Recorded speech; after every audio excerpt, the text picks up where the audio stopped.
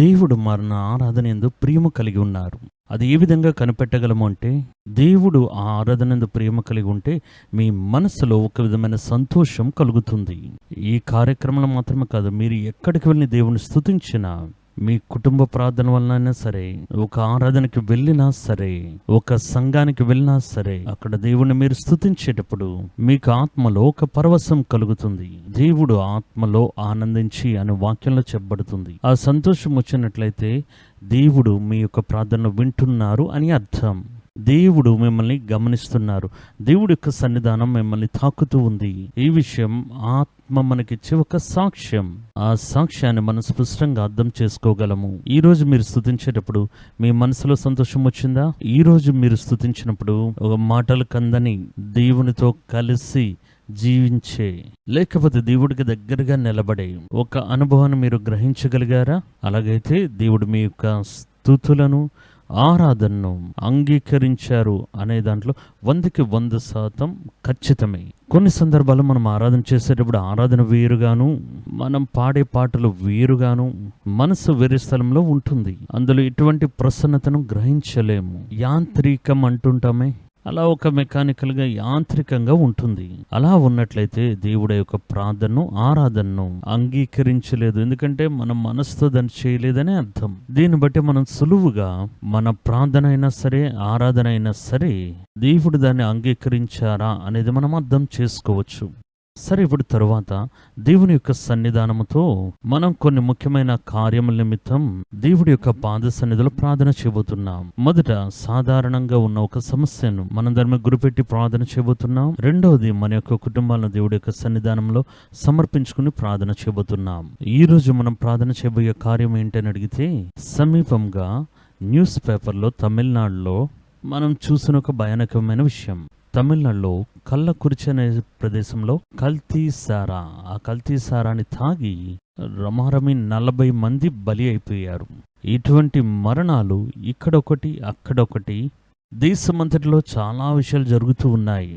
అనేక మంది యవ్వనస్తులు మత్తు పదార్థాలకి బానిసగా ఉన్నారు. ఈ కల్లకురిచి సంఘటనలో మగవారు మాత్రమే కాదు, స్త్రీలు కూడా మద్యపానానికి బానిసలైపోయారు అనే విషయం బయటకు వచ్చింది. కానీ న్యూస్ పేపర్లో చూసేటప్పుడు కల్తీ సారా అని బియ్యబడ్డ మనం చూస్తుంటాం. మీరు బాగా చూస్తే హానికరమైన సారా అని రాయబడి ఉంటుంది. సారాలోని కల్తీ సారా, మంచి సారా అనేది ఏదీ లేదు. అవన్నీ విషమే. విషమున్న సారా, విషం లేని సారా అనేది ఇటువంటిది ఏదీ లేదు. అన్నీ విషమున్న సారాలే, అన్నీ దొంగ సారాలే. ఈ కల్తీ సారాలో ఉన్న వ్యత్యాసం ఏంటని అడిగితే, ఆ విషయం యొక్క మోతాదు అధికమయ్యేటప్పుడు వెంటనే మరణం కలుగుతుంది, లేకపోతే కొంచెం ఆలస్యంగా మరణం వస్తుంది. ఉన్న విషయం అదే. కానీ ఈ బాధింపు అనేది తాగిన వారందరికీ ఉంటుంది. ఇందులో ఏంటి మంచిది చెడ్డది? ఇది ఒక 10 రోజుల ముందు చనిపోతారు, ఇది సంవత్సరం తర్వాత చనిపోతారు. ఇందులో ఏంటుంది? అప్పుడు సారాయి అంటేనే అది విషమే. ఉదయకాలంనే లేచి ఆ యొక్క మద్యపానాన్ని సేవించేవారు అని చెప్పి, ఆ మద్యపానం ఉదయాన్నే ఆ గ్లాసులో మెరుస్తూ ఉండేటప్పుడు దాన్ని చూడక అది పాము వలె నిన్ను కాటేస్తుంది అని వాక్యం అక్కడ చెప్పడం మనం చూస్తున్నాం. ఇప్పుడు సమీపంగా కొన్ని సంవత్సరాలుగా భారతదేశంలో ఇప్పుడు మద్యం సేవించేవారు ఉన్నారు, ఈ ప్రపంచ దేశాలన్నింటిలో ఉన్నారు. కానీ సమీప కాలముగా భారతదేశంలో అన్ని రాష్ట్రాల్లో అనేకములైన స్టేట్స్లో అనేక రకాలైన మత్తు పదార్థాలు, వాటి వాడుక అధికమవడం కళ్ళతో చూస్తూ ఉన్నాం. ముఖ్యంగా ఈ యవ్వనస్తులు అందులో చిక్కుకుంటూ ఉన్నారు. సారాయి మరణాలు మాత్రమే కాదు, దీని దాటి చాలా విషయాలు, చాలా భయానకమైన కార్యాలు, కొకైన్ వంటి కార్యాలు, కొకైన్ తర్వాత మనసుకు మైకంనిచ్చే కార్యాలు. ఆ దినాల్లో మీరు చూసినట్లయితే LSD అనేది ఉపయోగించేవారు, బ్రౌన్ షుగర్ని ఉపయోగించేవారు, కొకైన్ వంటి వాటిని ఉపయోగించేవారు, ఇంకా చాలా ఉన్నాయి. వాటన్నిటిని ఉపయోగించి వారు ఆ మత్తు స్థితిలోనే ఉంటూ ఉంటారు. ఆ సమయంలో వారికి ఏం చేస్తున్నామో తెలియదు. లోకమే అదొక మాయలా కనిపిస్తుంది. చూసే వ్యక్తులందరూ వారు కార్టూన్లా కనిపిస్తూ ఉంటారు. వాళ్ళని అడిగితే ఏం చెప్తారంటే, మేము లోకాన్ని మర్చిపోవడానికి తాగుతున్నామంటారు. చిన్న వయసు పిల్లలు మొదలుకొని ఇందులో బాధింపబడుతున్నారు. ఇప్పుడు సమీపంగా గుజరాత్ మార్గమున చాలా ఈ మత్తు పదార్థాలు దేశంలోనికి రావడం కనిపెట్టారు. ఇంకా అనేక మార్గాల ద్వారా దేశాన్ని గురిపెట్టి, భారతదేశం మీద గురిపెట్టి ఒక ఆచారం, మత్తు పదార్థాల ఆచారం తీవ్రమవడం చూస్తున్నాం. ఇంకా కొన్ని స్థలాల్లో కొన్ని లైవ్ కాన్సర్ట్ అని చెప్పి పబ్లా నడిపించబడేవి. రాత్రంతా ఆడుతూనే ఉంటారు. ఒక కాలంలో పబ్ అనేది ఒక గదిలోనే ఆడేవారు. కానీ ఇప్పుడు పెద్ద పెద్ద మైదానాలు తీసుకుని, చెన్నైలో కూడా 2-3 సార్లు జరిగాయి. ఆ విధంగా పెద్ద మైదానాలు తీసుకుని ఆ మైదానంలో ఆడవాళ్ళు, మగవాళ్ళు వేల సంఖ్యలో కూడుకొని ఆ మత్తు సేవిస్తూ నాట్యమాడతారు. అలాగా అక్కడ నాట్యమాడడానికి వారికి చాలా డబ్బులు ఇవ్వాలి. ఇది మాత్రమే కాదు, వారికి మత్తు పదార్థాలన్నీ ఇవ్వబడుతూ ఉన్నాయి. ఒక్కసారి ఇటువంటి మత్తు పదార్థాలకి మీరు అలవాటు పడ్డారంటే తర్వాత మిమ్మల్ని విడుదల చేయడం అనేది సాధ్యం కాని కార్యం. అది మన రక్తంలో కలిసిపోతుంది. మత్తు పదార్థానికి బానిస అయిపోతే, అది ఉపయోగించాల్సిన సమయంలో అది దొరకకపోతే వాడు దాని నిమిత్తం ఏదైనా చేయడానికి సిద్ధమవుతాడు. ఒక వ్యక్తిని చంపడానికి కూడా సిద్ధమవుతాడు. అప్పుడు ఒక వ్యక్తికి ఒక అలవాటును మనం కలుగజేస్తే తర్వాత ఆ వ్యక్తుల మీద వాడు ఆధారపడి వాడు వెనకాతల వెళ్ళడం మొదలు పెడతాడు. వీరు ముఖ్యంగా ఎక్కడ టార్గెట్ చేస్తున్నారు అని అడిగితే, ఇటువంటి మత్తు పదార్థాలకు సంబంధించిన సమాచారం ఇవి అమ్మడానికి ఏజెంట్స్ ఉంటారు. స్మగుల్ చేసి తీసుకునేడానికి ఒక గ్రూప్ ఉంటుంది. దాన్ని పంచి ఇతర రాష్ట్రాలకు తీసుకుని వెళ్ళడానికి కూడా వ్యక్తులు ఉంటారు. అక్కడ నుండి అది తీసుకుని వెళ్ళి ప్రజలకు చేర్చడానికి చిన్న పెద్ద ఏజెంట్స్ ఉంటారు. ఇందులో విభాగాలు ఉంటాయి. ఇందులో నా యొక్క ఏజెంట్స్ ముఖ్యంగా ఎవరి దగ్గరికి వెళ్ళి వారి మీద గురి పెడుతూ ఉంటారంటే యవ్వనస్తులు, యవ్వన కాలంలో ఉన్న అమ్మాయిలు. వీరి మీద మొదట గురిపెట్టడానికి వారు ఉంటున్న హాస్టల్స్, వారు చదివే కాలేజ్, వారి యొక్క అలవాట్లు ఉన్న ఆ కార్యాలు, ఈ స్థలాల్లోకి వెళ్ళి వారిని వారు పరిచయం చేసుకుని వారికి మొదట అది ఉచితంగా ఇస్తారు. ఉచితంగా ఇచ్చిన తర్వాత వారు 2-3 సార్లు అది అలవాటు అయిన తర్వాత అది లేకుండా వారు ఉండలేరు. దాని తర్వాత వీరేం చేస్తారంటే మత్తు పదార్థాలు అమ్మే ఏజెంట్ని వెతుక్కుని వెళ్తారు. ఇలా వెతుక్కుని వెళ్ళి అడిగేటప్పుడు ఇప్పుడు ఆ పదార్థానికి వెల చాలా ఎక్కువగా నిర్ణయిస్తారు. అంత వెల ఉంటే మనం కొనే తీరాలి. అది తీసుకోకపోతే చేతులు వణకడం మొదలు పెడతాయి. తల్లో అంతా ఒక విధంగా గందరగోళంగా ఉంటుంది. కళ్ళన్నీ ఎర్రబారుతూ ఉంటాయి. నరములు, కండరాలంతా ఒక విధంగా పాడైపోయినట్టు అనిపిస్తాయి. నాలుకంతా ఎండిపోయి ఏదేదో మాట్లాడడం మొదలు పెడతారు. తడబడుతూ ఉంటారు. ఇటువంటి తీవ్రంగా మత్తు పదార్థాలకు బానిసైన వారు ఇలానే ఉంటారు. ఆ సమయంలో వీరికి చాలా డబ్బులు, ఇంత డబ్బులు కావాలి.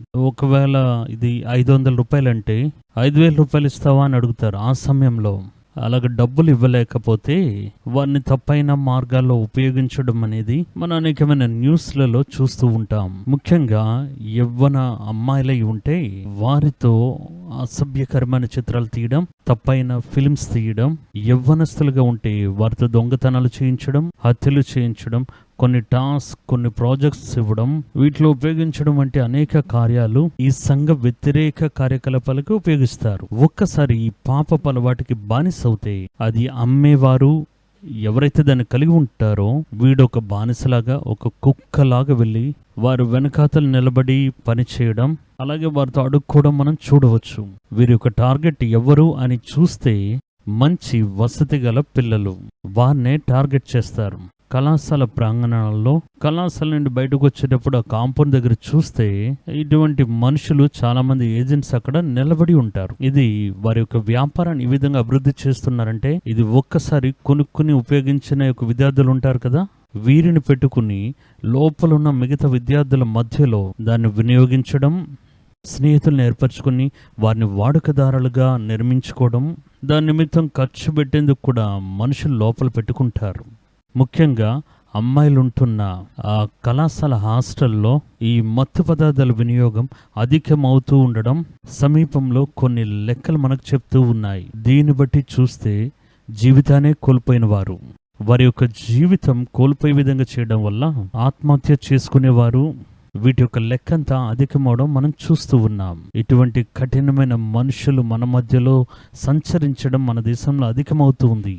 అర్ధరాత్రి పూట పెద్ద పెద్ద స్టార్ హోటల్స్లో స్టార్ నైట్ అనే పేరు నడిపించబడే ఆ కార్యాలు, అక్కడ నడిపించబడే వ్యభిచారం వంటి కార్యములు, మత్తు పదార్థాల యొక్క ఉపయోగం అక్కడ ఎక్కువగా జరుగుతుంది. చాలా న్యూస్ ఛానల్లో న్యూస్లో మనం చూడవచ్చు. అకస్మాత్తుగా అర్ధరాత్రి పూట పోలీసులు రైడ్కి వెళ్ళేటప్పుడు సమాజంలోనే పెద్ద పెద్ద ఉన్నతమైన స్థితిలో ఉన్నవారు, పెద్ద పెద్ద కాంటెసా కార్లు కలిగి ఉన్నవారు, BMW కార్లు కలిగిన వారు, వీరు అరకొర వస్త్రాలతో అక్కడ తప్పించుకుని బయటికి పరిగెత్తుకుని రావడం, ఇటువంటి దృశ్యాలు మనం చూసి ఉన్నాం. ఇటువంటి ఆచారాలు తీవ్రంగా ప్రబలుతూ ఉన్నాయి.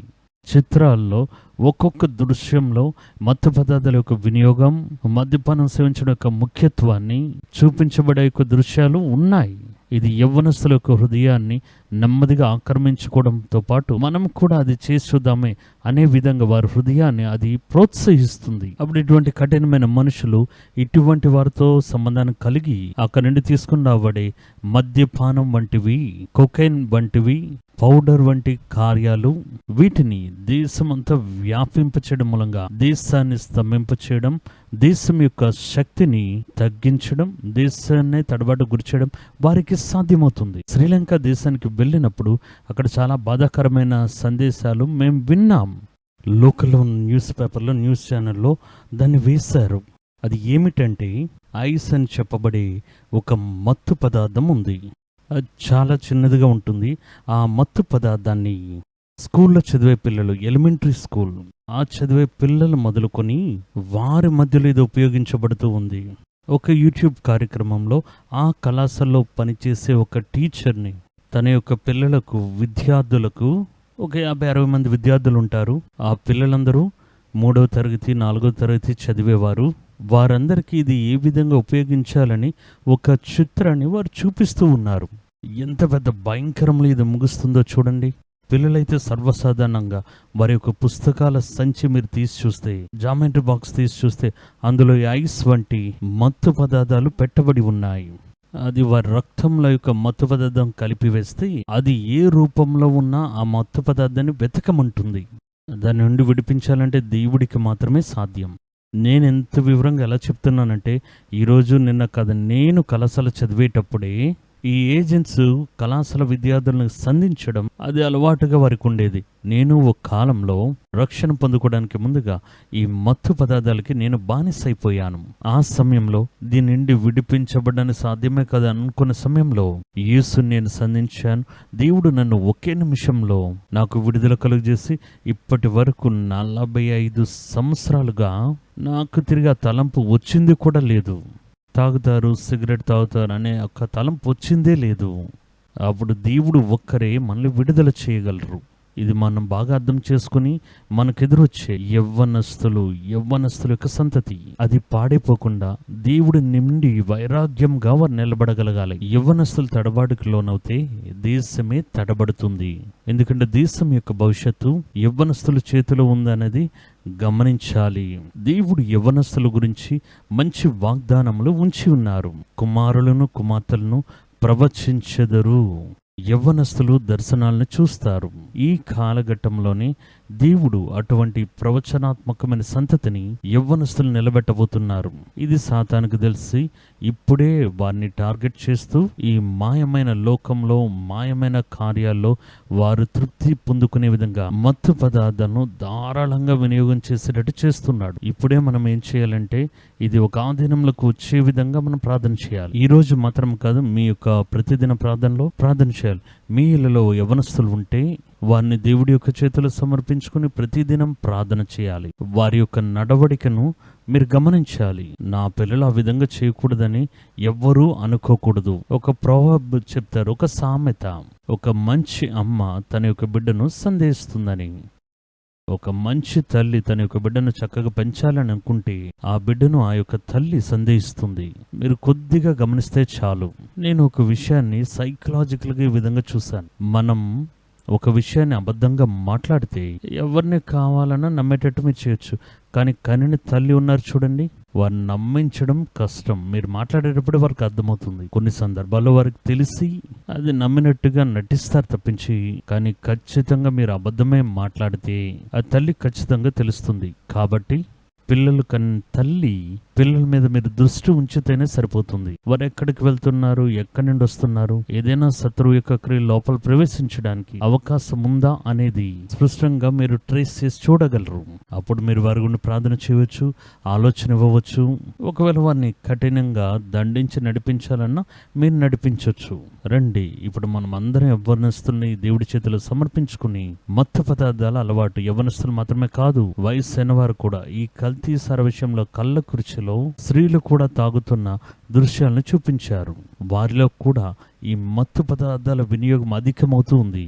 ఈ అలవాటు దేశంలో నిలుపు చేయబడాలి, దేశం నుండి పారద్రోలబడాలి. కాబట్టి దేవుడి యొక్క కరుణను సమర్పించుకుని ప్రార్థన చేద్దాం.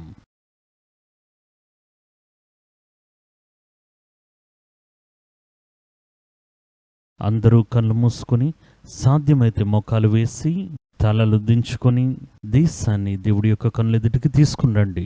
దేశం తడబాటుకి లోనవుతూ ఉంది. ఇది ఇప్పుడు ఆరంభించినట్టుగా తెలుస్తున్నా ఇది అడవిలో అగ్ని వలె చాలా వేగంగా విస్తరించబోతుంది.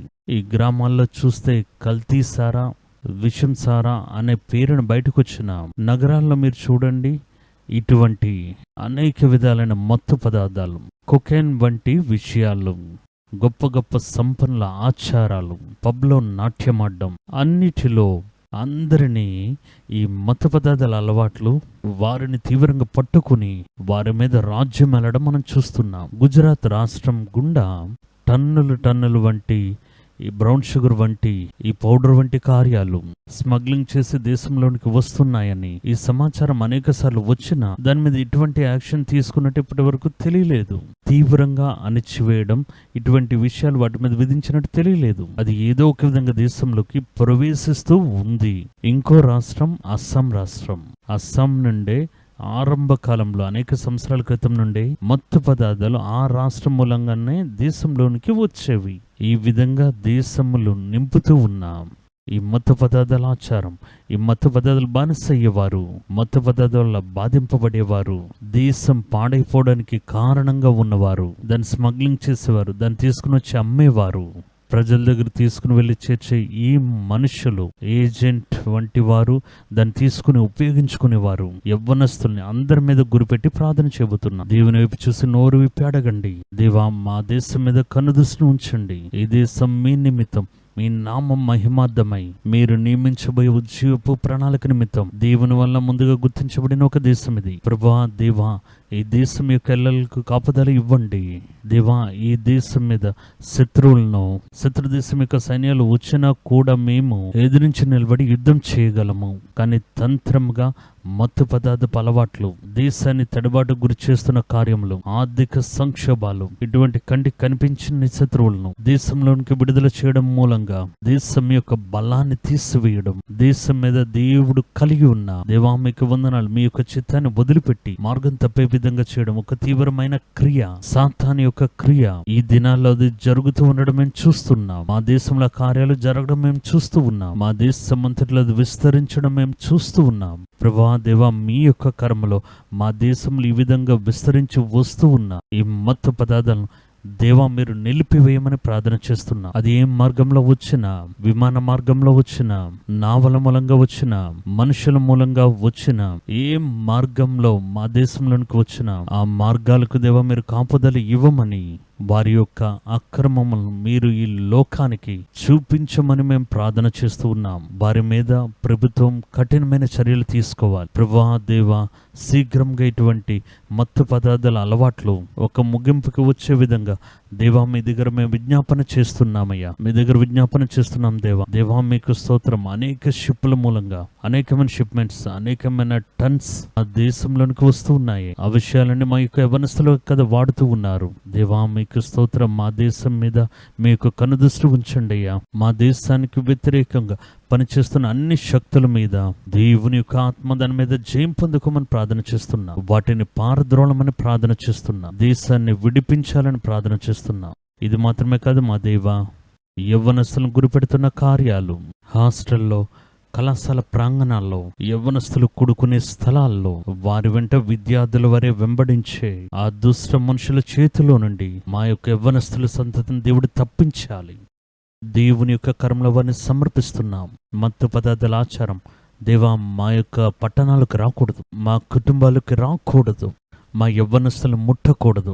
ఏ విధంగానూ మరిచిపోయి ఈ దుష్ట సంబంధమైన పాపపు అలవాట్లో మా బిడ్డలు చిక్కుకొనకూడదు. దేవుని యొక్క కరంలో దేశం యొక్క ఈ స్థితిని మేము సమర్పించుకుని ప్రార్థన చేస్తున్నాం. తండ్రి, దీనికి ఏం చేయాలో దేవా మీరు దానికి తీవ్రంగా చేయండి. ప్రభుత్వంలో వీటిని నిర్మూలించాలని వైరాగ్యాన్ని మీరు తీసుకునండి. దేవా, మా దేశమును విడిచి ఈ మత్తు పదార్థాలు మొత్తాన్ని పారద్రోలండి. దేవా, యవ్వనస్తులు మొదలుకొని, కన్యకలు మొదలుకొని, మధ్య తరగతి ప్రజలు మొదలుకొని, పనిచేసేవారు మొదలుకొని, ఆడవారు, మగవారు, వయసైన వారు అని అనేక మందిని బానిసలుగా చేసిన యొక్క మద్యపానం, ఈ కార్యాలు మనుషుల యొక్క ప్రాణాలు తీసివేసే ఈ పాపపు అలవాట్లు తీవ్రంగా దేశాన్ని విడిచిపెట్టి పోవాలి. ఇది దేవుని వల్ల మాత్రమే సాధ్యము అని మేము పరిపూర్ణంగా విశ్వసిస్తున్నాం. దేవుని యొక్క కరంలో దాన్ని సమర్పిస్తున్నాం. యేసు నామమున మా ప్రార్థన వినండి మా దేవా, ఆమేన్. అదే సమయంలో అదే విధంగా ప్రార్థనలో ఉండి ఈ పాపపు అలవాట్లు మన యొక్క ఇళ్లలోకి ప్రవేశించకూడదు, మన యవ్వనస్తుల్ని ముట్టకూడదు. వారు ఒకవేళ కళాశాలకు వెళ్ళొచ్చు, బయట లోకంలో ఉన్న అనేక మందితో వారు స్నేహాన్ని కలిగి ఉండొచ్చు, అలవాటు కలిగి ఉండొచ్చు. వారు ఏం మాట్లాడుతున్నారు, వారికి ఏం చెప్తూ ఉన్నారనేది, అలాగే దేని పరిచయం చేస్తున్నారు అది మనకు తెలియదు. దేవుడు మన యొక్క బిడ్డల మీద తన కన్ను దృష్టి ఉంచాలి. ఇప్పుడు దేవుడి యొక్క కన్ను దృష్టి మీ యవ్వనస్తుల మీద, మీ యొక్క యవ్వనరాండ్ర మీద, మీ ఇంటిలో ఉన్న బిడ్డల మీద ఇప్పుడు దిగివచ్చును గాక. మీరు విజ్ఞాపన చేయండి, దేవా ఇది నా బిడ్డ, మీరు నాకిచ్చిన బిడ్డ, గర్భఫలంగా మీరిచ్చిన ఒక మంచి బహుమతి. సాతాను వీడిని మార్గం తప్పించకుండా, సాతాను ఈమెను ముట్టకుండానట్లు నా యొక్క బిడ్డలు మీ యొక్క చేతికి అప్పగిస్తున్నానని పిల్లల యొక్క పేర్లు చెప్పి ప్రార్థన చేయండి. మా బిడ్డల మీద ఎటువంటి దుష్టుని యొక్క కార్యాలు పడకూడదు, ఎటువంటి చెడ్డ అలవాట్లు రాకూడదు, చెడు స్నేహితులు వారి యొక్క జీవితంలోకి రాకూడదు. దుష్టులైన మనుషులు, మా యవ్వనస్తుల మీద గురిపెట్టే దుష్టులైన మనుషులు వీరు వెళ్ళే మార్గంలో రాకూడదు. నా కుమారుని అప్పగిస్తున్నాను, నా కుమార్తెను మీకు అప్పగిస్తూ ఉన్నా. మా ఇంట్లో ఉన్న చిన్న బిడ్డలను కూడా మీకు సమర్పిస్తున్నా. దేవుని యొక్క ఆత్మ ఇప్పుడు బలముగా దిగి వచ్చి వారి మీద కాపుదల కలిగించే కరమును పెట్టి మీ కంటి కనుపాపలో భద్రపరిచి మా బిడ్డల్ని పరామర్శించమని, కాపుదల కలుచేయమని ప్రార్థన చేస్తున్నాం. వారికి వ్యతిరేకంగా వచ్చే ఏ శక్తి అయినను దాని మీద దేవుడు తన ఖడ్గం నెత్తును గాక. వాటిని పారద్రోలండి అయ్యా, వాటిని మా యొక్క ఎల్లల నుండి పారద్రోలండి. ఈ కుటుంబం దేవుని వలన కాపాడబడి, దేవుని వలన ముద్రించబడి, యోబు యొక్క కుటుంబం వలె దేవుని చేత కంచె వేయబడిందిగా ఉండాలి. ఒకవేళ ఆల్రెడీ మా కుటుంబాల్లో పాపపు అలవాట్లు, ఒకవేళ ఈ విధంగా సారాయి తాగడం, కళ్ళు తాగడం, మద్యపానం సేవించడం అలవాటు కలిగిన పాపపు అలవాట్లు ఎవరు ఉన్నా దేవుని యొక్క విడిపించే కరం ఇప్పుడు ఆ కుటుంబాలకి దిగి వచ్చినట్లుగా ప్రార్థన చేస్తున్నా. వదిలిపెట్టలేని పాపపు అలవాట్లు, ఎప్పుడైనా ఒక్కసారి తాగుతానని చెప్తున్నా ఇటువంటి కార్యాలు ఇవన్నీ నిలిపివేయబడి ఒక్క చుక్క మద్యపానం కూడా మా కుటుంబంలో ఉన్న ఎవ్వరూ వాడకుండానట్లు దేవా మా కుటుంబాన్ని మీరు శుద్ధీకరించండి. ఇటువంటి పాపపు అలవాట్లో చిక్కుకొని ఉన్న నా కుమారుడైనా సరే, భర్త అయినా సరే, ఇంట్లో ఉన్న పెద్దవారైనా సరే, ఎవరైనా సరే, దేవుని యొక్క విడిపించే శక్తి ఇప్పుడే వారిని విడిపించమని మేము విడిపించమని ప్రార్థన చేస్తున్నాం. దేవుని యొక్క పరిశుద్ధత, పరిపూర్ణత మా కుటుంబాల్లో నింపబడి ఉండాలి. సాతాను యొక్క ఏ ఉచియు, ఏ యొక్క మలినము మా కుటుంబాన్ని మలినపరచకుండానట్టు దేవుడు కాపాడాలి. ఈ వారంలో మా యొక్క కుటుంబాన్ని మీరు పరామర్శించండి. ఈ వారంలో మా యొక్క అవసరతలని మీరు సంధించండి. మా యొక్క ఆర్థిక కార్యాలను ఆశీర్వదించండి. మా ఇంటిలో ఉండే యవ్వనస్తుల్ని ఆశీర్వదించండి. మా ఇంటిలో ఉన్న యవ్వన బిడ్డలను, అమ్మాయిలను ఆశీర్వదించండి. వారు దేవుని నిమిత్తం సాక్ష్యం కలిగిన జీవితాన్ని జీవించడానికి దేవా మీరు సాయం చేయండి. స్కూళ్ళకి వెళ్తున్న మా చిన్న బిడ్డలు మీరు ఆశీర్వదించండి. చిన్న బిడ్డలు ఇంట్లో ఉన్నట్లయితే వారి మీద దేవుని యొక్క పరిపూర్ణమైన కాపుదల ఉండును గాక. దేవా కుటుంబాన్ని నడిపించే వారి మీద కనుదృష్టి ఉంచండి. వారి యొక్క రాకపోకలను దేవుడు కాపుదల కలిగించి వారిని గమనించి ఆ బాధ్యత మీరు తీసుకోండి. వారి యొక్క అవసరతలన్నీ సంధించండి. మా కుటుంబంలో ఉన్న వయసు అయిన పెద్దవారిని మీరు చూడండి. వారికి ఉన్న బలహీనతలన్నీ మీరు తీసివేయండి. మనసులో పరిపూర్ణమైన సమాధానం కలుగు చేయండి. వారి కుటుంబానికి సాక్ష్యంగా ఆశీర్వాదకరంగా ఉండడానికి దేవా మీరు వారితో మాట్లాడి సంధించి మహిమగల కార్యాలు చేయండి. మా కుటుంబాన్ని పేరు పేరున ఆశీర్వదించండి. దేవుని యొక్క కరంలో వీరిని సమర్పిస్తూ ప్రార్థన చేస్తున్న యేసునామమున మా ప్రార్థనలు అంగీకరించిన మా తండ్రి, ఆమెన్, ఆమెన్. దేవుడు మన యొక్క ప్రార్థనలు గమనించి విని ఉన్నారు. మన కుటుంబంలో ఎటువంటి కీడు ప్రవేశించకుండా ప్రతిదినం ఉదయకాల ప్రార్థనలో దేవుడి యొక్క సన్నిధానంలో కుటుంబాన్ని సమర్పించుకోవాలి. ఒక్కొక్కరిని పేరు పేరు చెప్పి సమర్పించుకోవాలి. నా బిడ్డని సమర్పిస్తున్నా, నా భర్తని సమర్పిస్తున్నా, నా భార్యని సమర్పిస్తున్నానని. అలాగే ఏ కీడు సమీపించకుండా మన కుటుంబాన్ని దేవుడు కంచె వేసి కాపాడు. అది మన చేతుల్లోనే ఉంది. దేవుణ్ణి నమ్మి దేవుడి యొక్క చేతికి సమర్పిస్తే దేవుడు పూర్తి బాధ్యత తీసుకుని మన కుటుంబాన్ని కాపుదలలో నడిపిస్తుంటారు. ఆమేన్.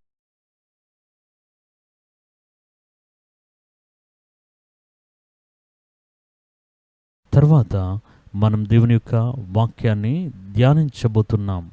దేవుని యొక్క వాక్యాన్ని ధ్యానించే యొక్క సమయం మనకి మధురంగా ఉండడం మాత్రమే కాదు, బైబిల్ ధ్యానం అనేది అనేక కార్యాలు మన యొక్క జీవితంలో నెరవేర్చడం, అది నేర్పించేదిగా ఉంటుంది.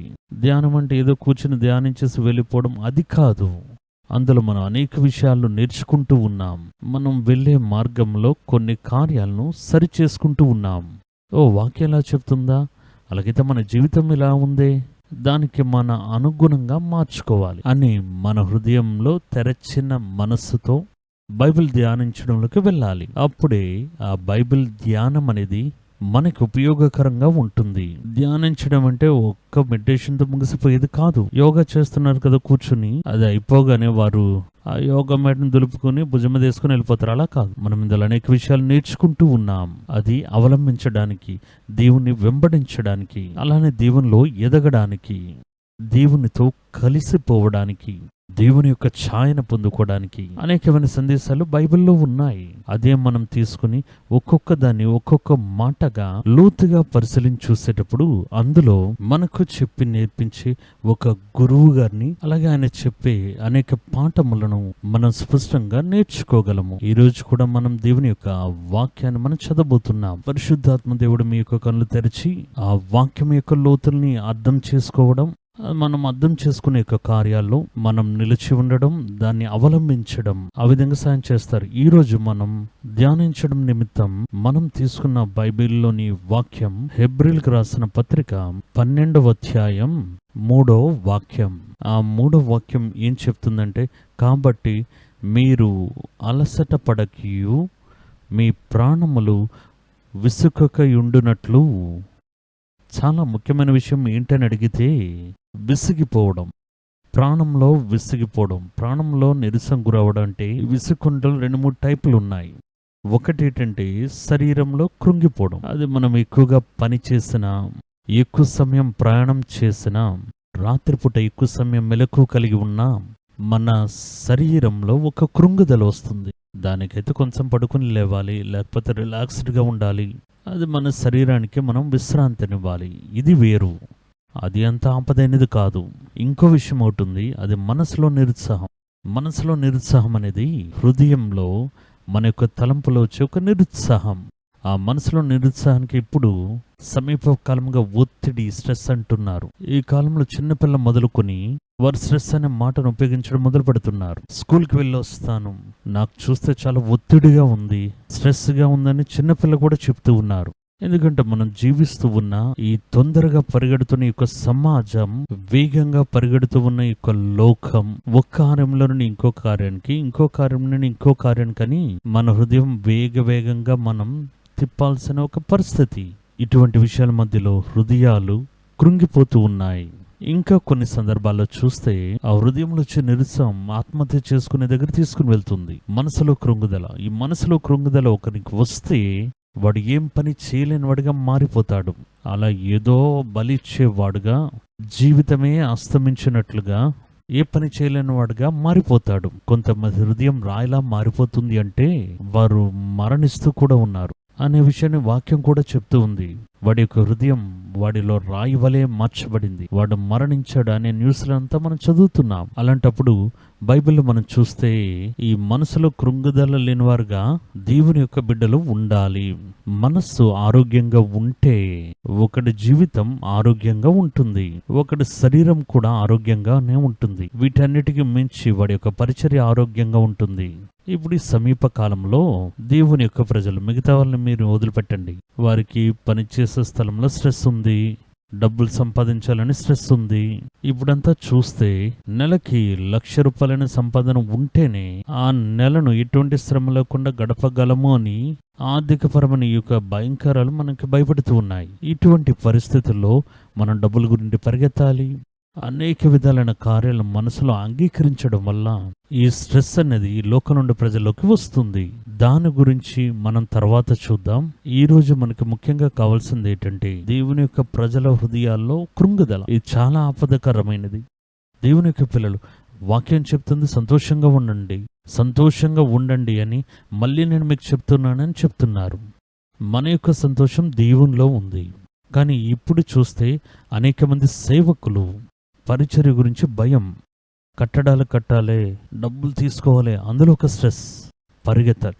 కొంతమంది కృంగిపోతుంటారు. నిరుత్సాహం వంటివి వచ్చి మన యొక్క ఆత్మీయ జీవితంలో మనం ఎదగకుండానట్లు, బలం పొందుకోలేకుండా, దేవునిలో స్థిరపరచబడకుండానట్లు మన హృదయాన్ని సాతాను ముట్టడం మూలంగా, బలహీనపరచడం మూలంగా మన మనసులో నిరుత్సాహానికి గురవుతున్నాం. ఈ మనసులో వచ్చే నిరుత్సాహం చాలా భయంకరమైనది. మనస్సు కృంగిపోతే వాడి జీవితమే కృంగిపోతుంది, జీవితం అస్తమయమే అయిపోతుంది.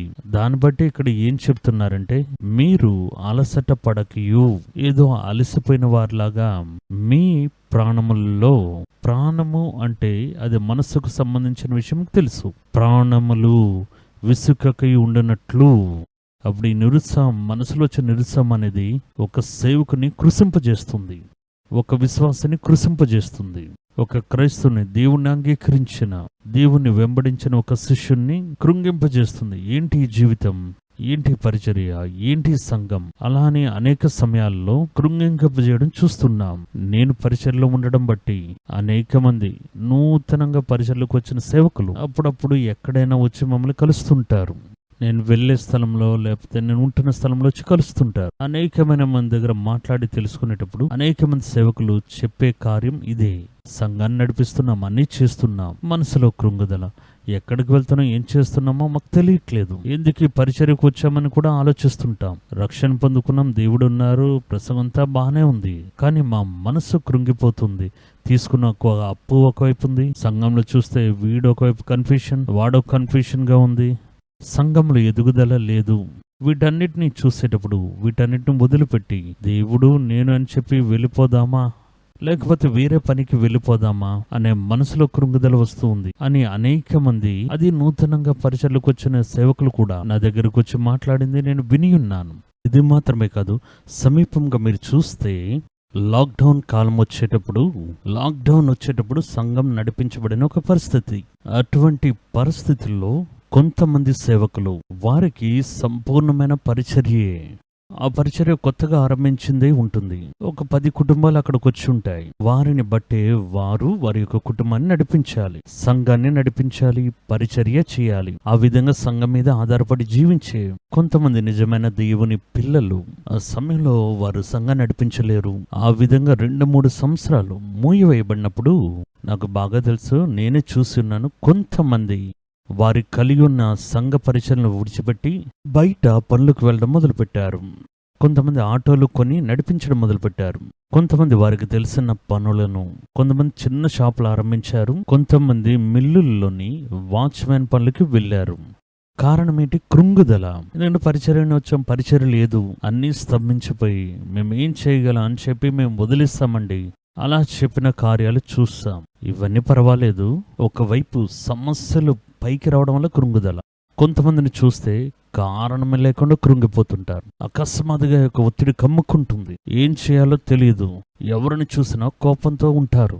ఎవరు ఏం చెప్పినా వెంటనే కోపం వస్తుంది. వారిని ఒంటరి చేసుకుంటారు, ఉర్రుని కూర్చుని ఉంటారు. ఇవన్నీ మీరు చూసినట్లయితే క్రైస్తవులకు ఇది చాలా గొప్ప ఆపద తీసుకుని వచ్చేవిగా ఉంటాయి. మనసులో కృంగుదల వస్తే సాతాను మీ యొక్క మనస్సును పట్టుకోవడానికి అవకాశం ఉంది. ఎప్పుడు చూడండి, గొడవ ఆడేటప్పుడు మనం కృంగిపోయామంటే శత్రువు మన మీద జయం పొందుకోవడం మొదలు పెడతాడు.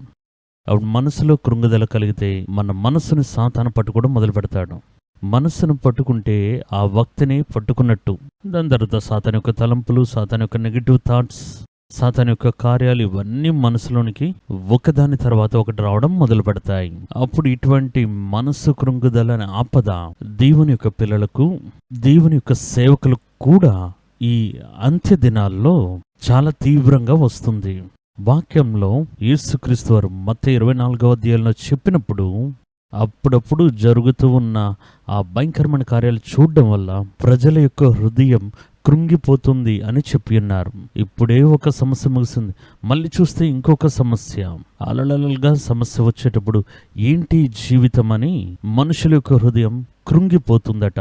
మిగతా మనుషుల యొక్క హృదయం కృంగిపోతే పర్వాలేదు, వారు ఆ జీవితం గురించి పట్టించుకోరు. ఏంటి ఈ లోకానుసారమైన జీవితం అని పట్టించుకోరు వారు.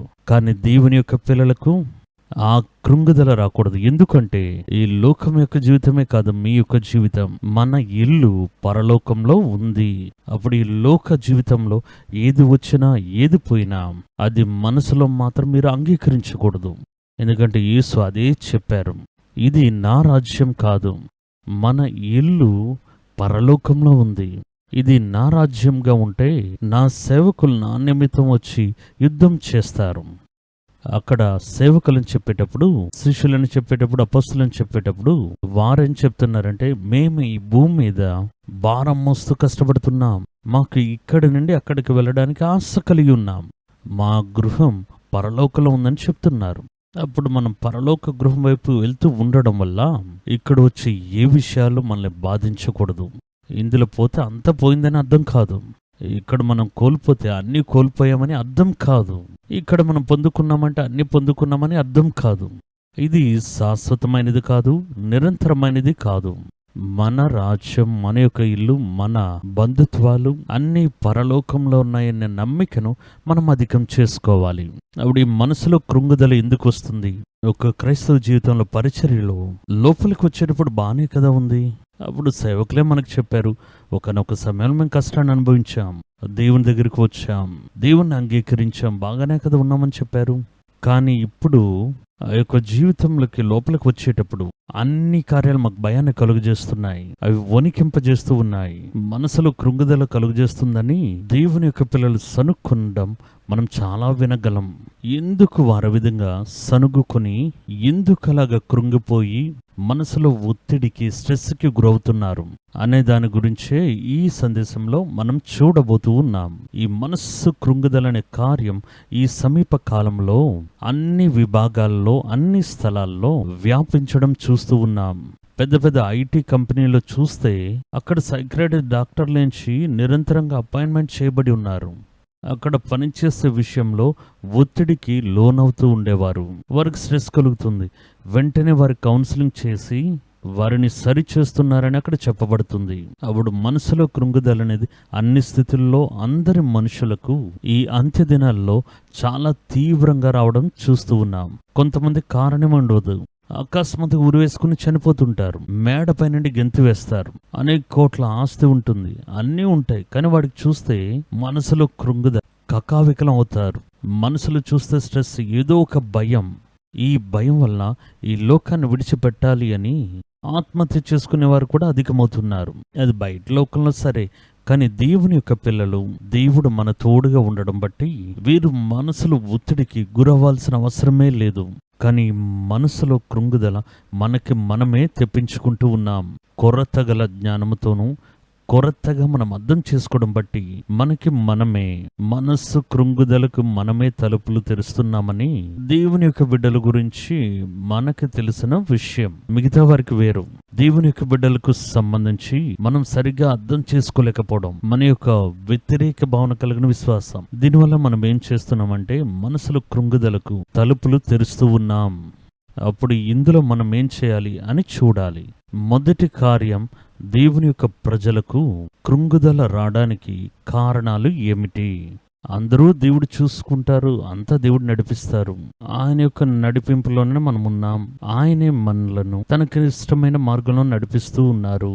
అలాంటప్పుడు మనకేంటి కొరత? ఎందుకు మన మనసులో గందరగోళానికి గురవుతున్నాం?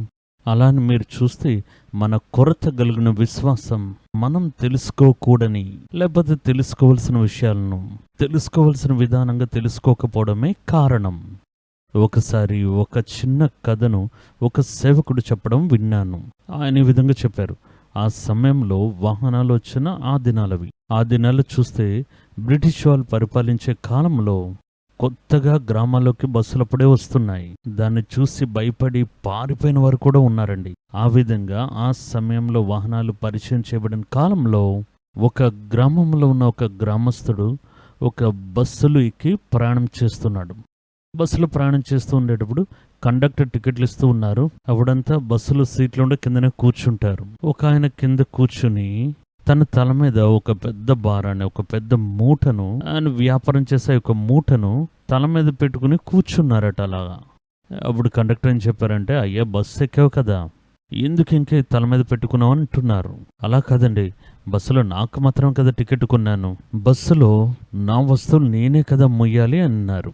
అప్పుడు ఆ కండక్టర్ ఏం చెప్పారు, నీ వస్తువులకి సంబంధించి నువ్వు టికెట్ కొన్నావు, నువ్వు దాన్ని మోయాల్సిన అవసరం లేదు, ఈ బస్సే దాన్ని మోస్తూ వెళ్తుందని చెప్పారట. ఇప్పుడున్న కాలంలో మనందరికీ తెలుసు, బస్సు ఎక్కగానే మన పెట్టి ఎక్కడ పెట్టాలని చూస్తాం. కానీ ఆ దినాల్లో వారికి తక్కువ జ్ఞానం ఉండడం బట్టి బరువును మోస్తూ నడుస్తున్నట్టుగా బస్సులో కూడా బరువును మోస్తూ కూర్చోలేమో అని అనుకునే కాలములున్నాయి. అదేవిధంగా దేవుడు నీ యొక్క భారాన్ని నాపై ఉంచు అని చెప్పిన దేవుడు అనే ఒక బస్సులో మీరు ఎక్కిన తల మీద ఉన్న భారాన్ని మాత్రం మనం ఎప్పటికీ దించము. దేవుడి మీద నమ్మిక కలిగి ఉన్నవారు వారి భారాన్ని దేవుడి మీద పెడుతున్నారు. హన్నాను చూడండి, తన యొక్క భారాన్ని దేవుడి యొక్క సన్నిధానంలో కుమ్మరించి తర్వాత ఆమె దుఃఖముఖమే లేదు, అదే విశ్వాసం. తన యొక్క భారాన్ని అంతా ఆయన మీద పెట్టి తన యొక్క భారాన్ని అంతా కుమ్మరించి దాని గురించి తిరిగి ఆలోచించుకోలేదు చూడండి, అదే విశ్వాసం. అప్పుడు అదే విధంగా మన భారాన్ని దేవుడు తీసుకోవాలని ఉన్నారు. ఆ నమ్మిక తగ్గిపోయేటప్పుడు, ఆ విశ్వాసం తగ్గిపోయేటప్పుడు బస్సులో కూర్చుంటూనే మనం ఆ యొక్క భారాన్ని తల మీద మోస్తూ ఉన్నాం. సరైన తెలివి వచ్చేటప్పుడు ఆ భారాన్ని మనం మోయాల్సింది లేదు అనేది మనం అర్థం చేసుకునేటప్పుడు మన యొక్క భారం మన యొక్క తలను విడిచిపెట్టి దించి వేయబడుతుంది అనేది గమనించాలి. మొదటి కార్యం మనం చూస్తూ ఉన్నాం. దేవుని యొక్క బిడ్డల మనస్సులో కృంగుదల రావడానికి గల కారణం ఏంటి? మొదట క్రీస్తు దగ్గర పాటులను, శ్రమలను సహించాలి అని వారికి తెలియకుండా ఉంది. అనేక మందికి క్రైస్తవ జీవితం అంటే ఏంటనే తెలియట్లేదు. తొందరపాటులో వస్తుంటారు.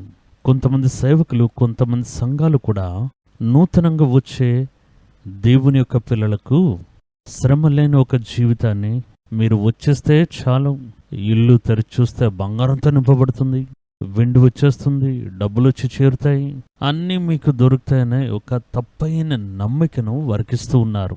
బైబిల్లో మనకి రెండు వైపులను చూపించబడ్డాయి. మీరు పరిచర్య చేస్తే మీకు ఉపద్రవమే లేదు, మీరు చెప్పేదంతా అదే విధంగా జరుగుతుంది అని చెప్పి ఒక తప్పైన నమ్మికను మనకు వారు ఇస్తూ ఉన్నారు. మనం కూడా దాన్ని చాలా బలంగా నమ్మడం మొదలు పెడుతున్నాం.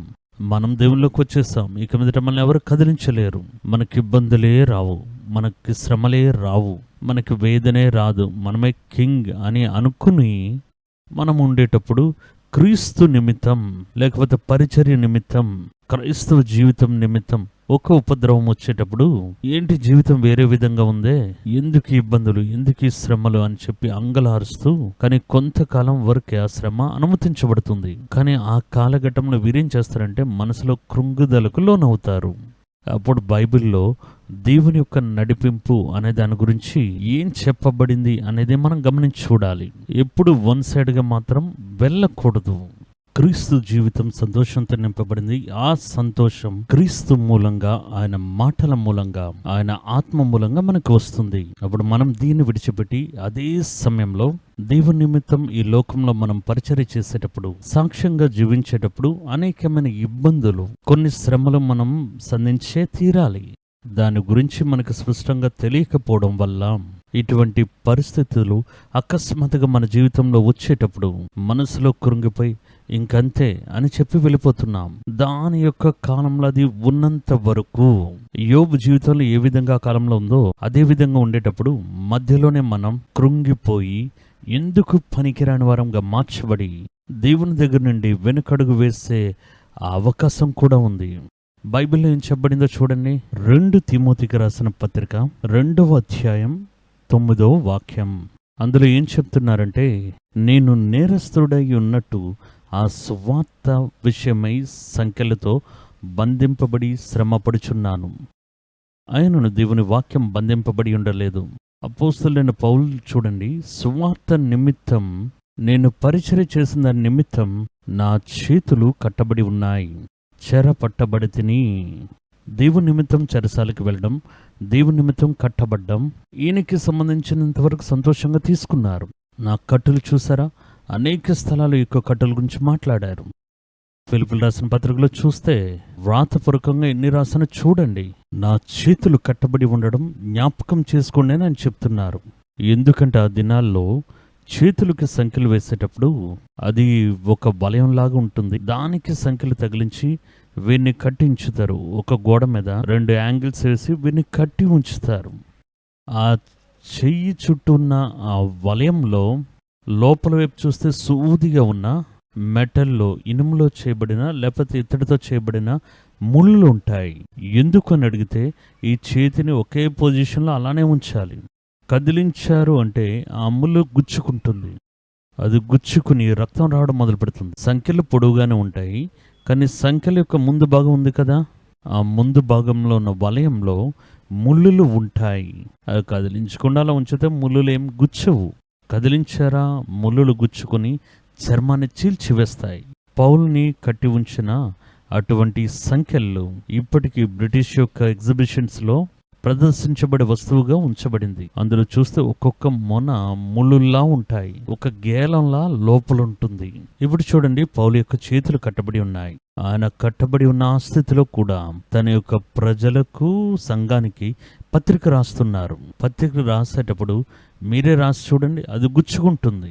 ఆ లోపల ఉన్న ముళ్ళు గుచ్చుకుంటాయి. ఆయన రాసిన పప్పైరస్, ఆ యొక్క పుస్తకపు చుట్టలు ఖచ్చితంగా రక్తం చిందించబడి ఉంటుంది. ఒకవేళ చదివేటప్పుడు ఏంటి అక్కడక్కడ మనం చదవలేకపోతున్నామే, రక్త మరకలు ఉన్నాయే అని అది చదివేవారు. అలా అనుకునే వారి గురించి ఆయన చెప్తున్నారంటే, నా చేతులు కట్టబడి ఉన్నాయని జ్ఞాపకం చేసుకోండి. నేను మీకైతే పత్రిక రాశాను, కానీ నా చేతులు కట్టబడి ఉన్న స్థితిలో నేను రాస్తానని జ్ఞాపకం చేసుకోండి అంటున్నాను. అప్పుడు ఫిలిప్పీయులకు రాసిన పత్రిక చూడండి, అంత పెద్ద పత్రికను ఈ యొక్క కఠినమైన సంఖ్యలతో బంధించబడిన స్థితిలో రాస్తూ ఉన్నారు. ఆయన ఇక్కడ ఏం చెప్తున్నారు చూడండి, నేను ఎందు నిమిత్తం బంధించబడ్డాను? ఇది ఒక దొంగతనం గురించా, లేకపోతే తప్పైన మార్గంలో పరిచయం ఉపయోగించి డబ్బులు సంపాదించినందుక, లేకపోతే ప్రజలను తప్పైన మార్గంలో నడిపించినందుక? ఎందు నిమిత్తం? నేను ఎందుకు ఒక నేరస్తుడుగా కట్టబడి ఉన్నా? నేను తప్పు చేసిన వాడిని కాదు, నేరస్తుడు వలె నిజమైన నేరస్తుని కాను, బంధించబడి ఉన్నాను. ఎందు నిమిత్తం? సువార్త నిమిత్తం. అప్పుడు పరిచర్య నిమిత్తం, సువార్త నిమిత్తం ఇబ్బందులు, శ్రమలు ఉన్నాయి అనే విషయం వారికి అంతకుముందే తెలుసుకుని వారి హృదయాన్ని దాని నిమిత్తం ఆయుధంగా ఉంచుకున్నారు. అదే ముఖ్యం. లోపలికి వస్తే అంత సరైపోతుందని ఒక మాయలోకాన్ని చూపిస్తున్నారే, ఇదేనండి క్రైస్తవ్యం. పరిచర్య చేస్తే డబ్బులు వస్తే స్కూల్ కట్టొచ్చు, కాలేజీ కట్టొచ్చు, అది చేయొచ్చు, ఇది చేయొచ్చు, డబ్బులు బోల్డంతో కొమ్మరిస్తే అది నిజమైన క్రైస్తవ్యం కాదు అనేది మీరు అర్థం చేసుకోవాలి. నిజమైన క్రైస్తవ్యం అనడానికి 2 వైపులు ఉన్నాయండి. ఒకటి దేవునితో ఉండే సంతోషమైన జీవితం, ఇంకొకటి లోకంలో క్రీస్తు నిమిత్తం శ్రమలు అనుభవించే ఆ జీవితం. అప్పుడు ఈ జీవితంలో ఇది కూడా మనకి ఉంది, ఇది కూడా బైబిల్ గ్రంథంలో చెప్పబడిందనే విషయం ఈరోజు దాన్ని వక్కానించి చెప్పట్లేదు. ఈ దినాల్లో అది మనం తెలుసుకోవాలని కూడా కోరుకోవట్లేదు. మనం ఇందులో ఉన్న ఒక వైపును మాత్రం మనసులో అంగీకరించి ఉన్నాం. కాబట్టి ఉపద్రవములు వచ్చేటప్పుడు మనం కృంగిపోతూ ఉన్నాం. ఎందుకు దేవా నాకు, ఎందుకు నా పిల్లలకి ఆహారం లేదు, ఎందుకు నేను బంధించబడి ఉన్నా, ఎందుకు నా సంఘాన్ని ఈ విధంగా కూలదోసి వెళ్ళిపోయారు, ఇది అడగడానికి ఎవరు మనుషులు లేరా, ఎందుకు ఈ విధంగా జరుగుతుంది దేవా నన్ను శపిస్తున్నా, ఎందుకు ఈ విధంగా చెప్పి ఆక్రోషిస్తున్నామంటే మన హృదయంలో వచ్చే ఉపద్రవాల నిమిత్తం మనం సిద్ధపడి లేము. ఆయన ఇక్కడ చెప్తున్న చూడండి, ఈ సువార్త నిమిత్తం నేను నేరస్తుడై ఉన్నట్టు బంధింపబడి శ్రమలు అనుభవిస్తూ ఉన్నాను. ఆయన దేవుని వాక్యం బంధింపబడి ఉండలేదు. తర్వాత వాక్యాలను చెప్పబడింది 2 తిమోతి 2:10. 2:10లో ఈ విధంగా చెప్పబడుతుంది, అందుచేత ఏర్పరచబడిన వారు నిత్యమైన మహిమతో కూడా క్రీస్తు యేసునందు రక్షణ పొందవలనని నేను వారి కొరకు సమస్తము ఓర్చుకొనుచున్నాను. పరిచర్య చేసి దేవుని యొక్క బిడ్డలను ఆయత్తపరిచి తీసుకుని రావాలి అంటే ఈ శ్రమలంతా నేను అనుభవించాలి. దొంగ సోదరులు వస్తారు, సహించాలి. సంఘంలో సంఘాన్ని కూల్చేవారు వస్తారు, సహించాలి. చూడండి, నేను దేవునిలో కొంతమందిని ఆయత్తపరచు నిమిత్తం వీటిని సహిస్తూ ఉన్నాను. అబద్ధ అపోస్తలను బట్టి, అబద్ధ ప్రవక్తలను బట్టి వాళ్ళు నన్ను రాళ్లతో కొట్టి సహిస్తూ ఉన్నాను. అవన్నీ ఉన్నాయని ఇంతకుముందే మాకు చెప్పి ఉన్నారు. యేసు మమ్మల్ని పిలిచినప్పుడే ఈ లోకంలో శ్రమలు ఉన్నాయని చెప్పే కదా పిలిచి ఉన్నారు. కానీ ఈ దినాల్లో మనకు చెప్పేవారు, బైబిల్ చదివే మనము దాన్ని తెలుసుకోవాలని అనుకోవట్లేదు. అది ప్రజలకు చెప్పాలని అనుకోవట్లేదు. చెప్తే మన సంఘానికి రాకుండా పోతారేమో, మన పరిచయను తప్పుగా అనుకుంటారేమో, ఇంకా వారి ఆదరణ దొరకకుండా పోతుందేమో అనే ఒక విధమైన భయంతో ఇటువంటి కార్యాలు చెప్పట్లేదు. కానీ క్రైస్తవ జీవితం అనేది సహించాల్సిన జీవితం, శ్రమలను అంగీకరించాల్సిన జీవితం, సువార్త నిమిత్తం కట్టబడాల్సిన ఒక జీవితం. 12వ వాక్యంలో అక్కడ చెప్తూ ఉన్నారు, సహించిన వారమైతే ఆయనతో కూడా ఏలుదుము.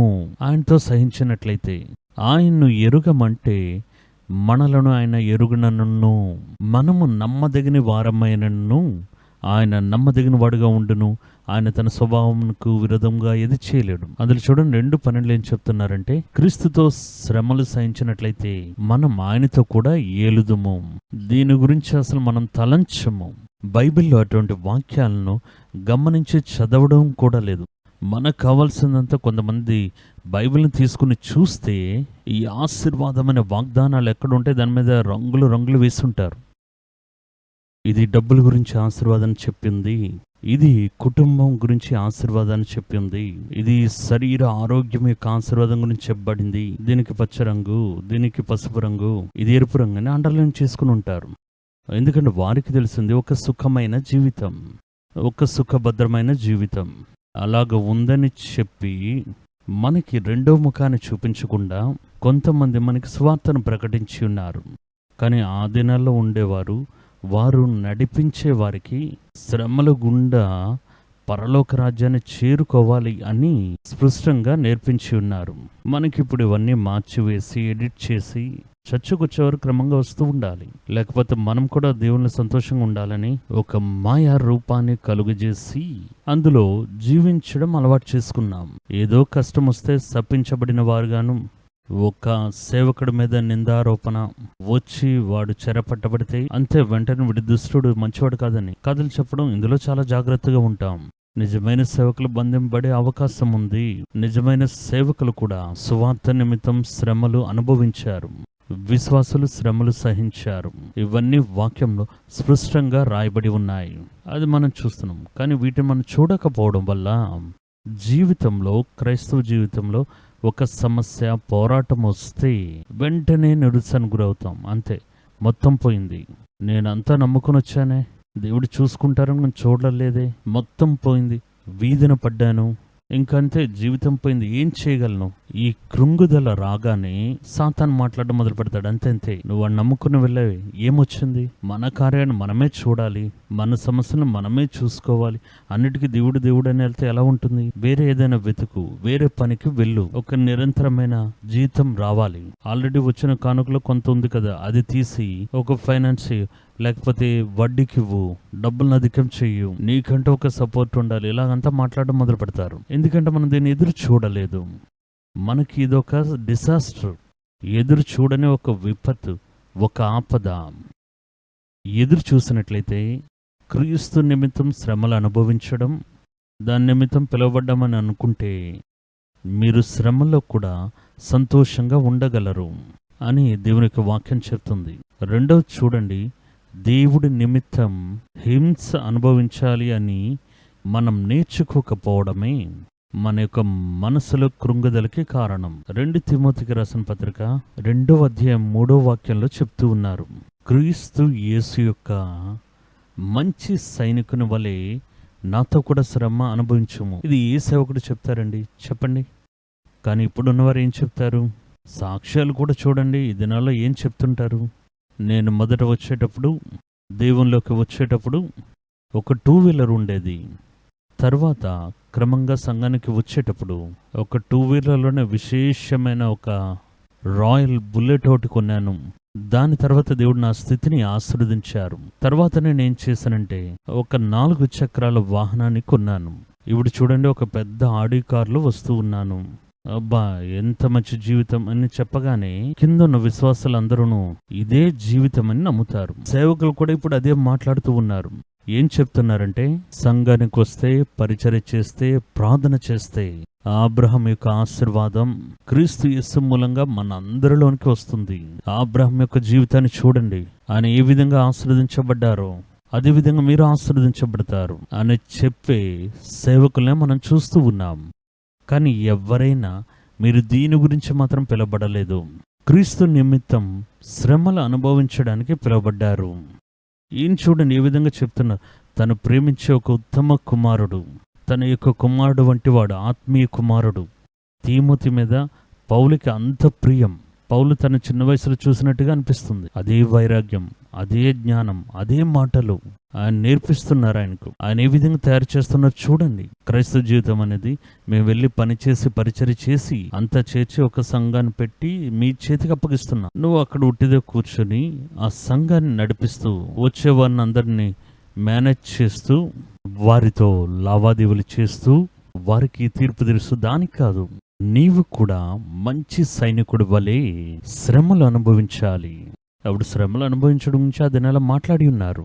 ఈ దినాల్లో మనం వెతికి చూసిన శ్రమల యొక్క అనుభవం గురించి మాట్లాడేవారిని చేతి వేలతో లెక్క పెట్టవచ్చు.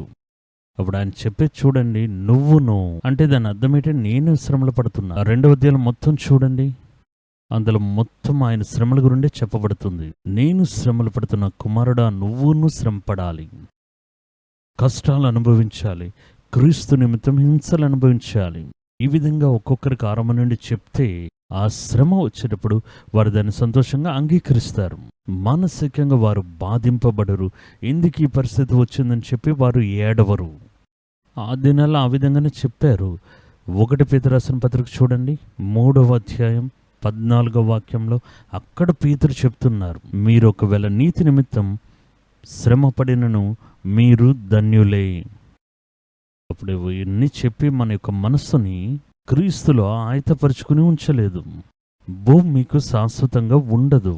భూమి మీకు అన్ని విషయాలు అనుకూలంగా ఉండదు. భూమి దుష్టుని చేతిలో ఉంది. మన చుట్టూ దుష్ట ప్రజలు ఉన్నారు. ఆ దుష్ట మనుషులు, దుష్టాత్మ మీ మీద అది పగ కలిగి ఉంది. ఆ విధంగా ఉండేటప్పుడు ఈ జీవితం అనేది మీకు భూమి మీద క్రైస్తవ జీవితం అనేది అంత సులువుగా ఉండదు. అనేక శ్రమల మూలంగా మీ యొక్క విశ్వాసాన్ని మీరు నిరూపించాలి, సాక్ష్యంగా నిలబడాలి.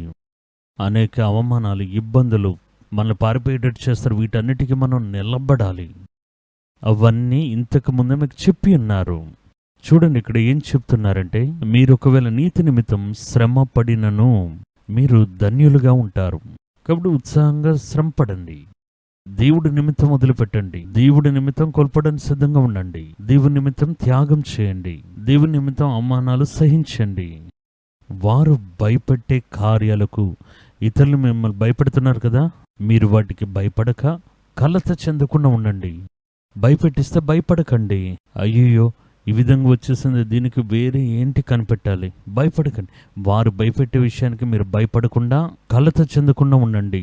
కారణం ఏంటంటే ఇదొక నాకు భాగ్యం అని అనుకోండి.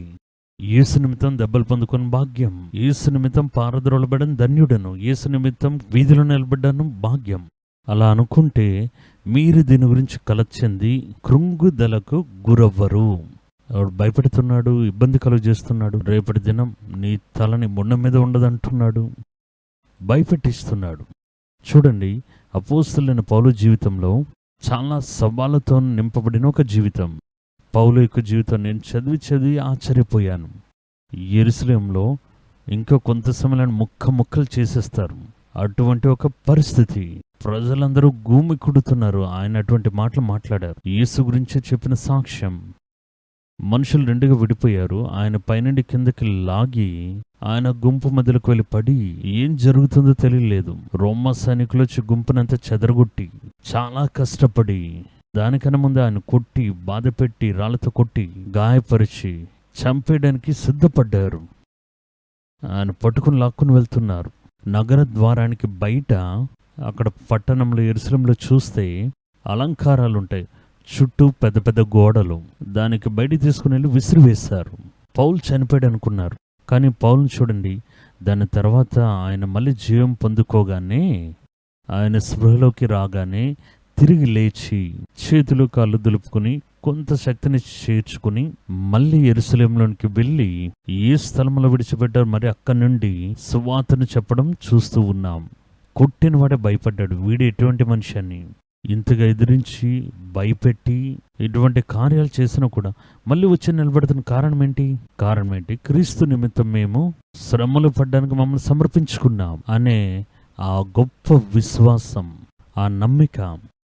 దేవుడి దగ్గరకు వచ్చి కానుకలు తీసుకుని కట్టడానికి వచ్చాం, మేము దీనికి కూడా మమ్మల్ని సమర్పించుకున్నాం అనేది ఆయన స్పష్టంగా తెలుసుకుని ఉండడం వల్లే దాన్ని ఆయన చేయగలిగారు. శిష్యులను పిలిచి భయపెట్టి పంపించారట.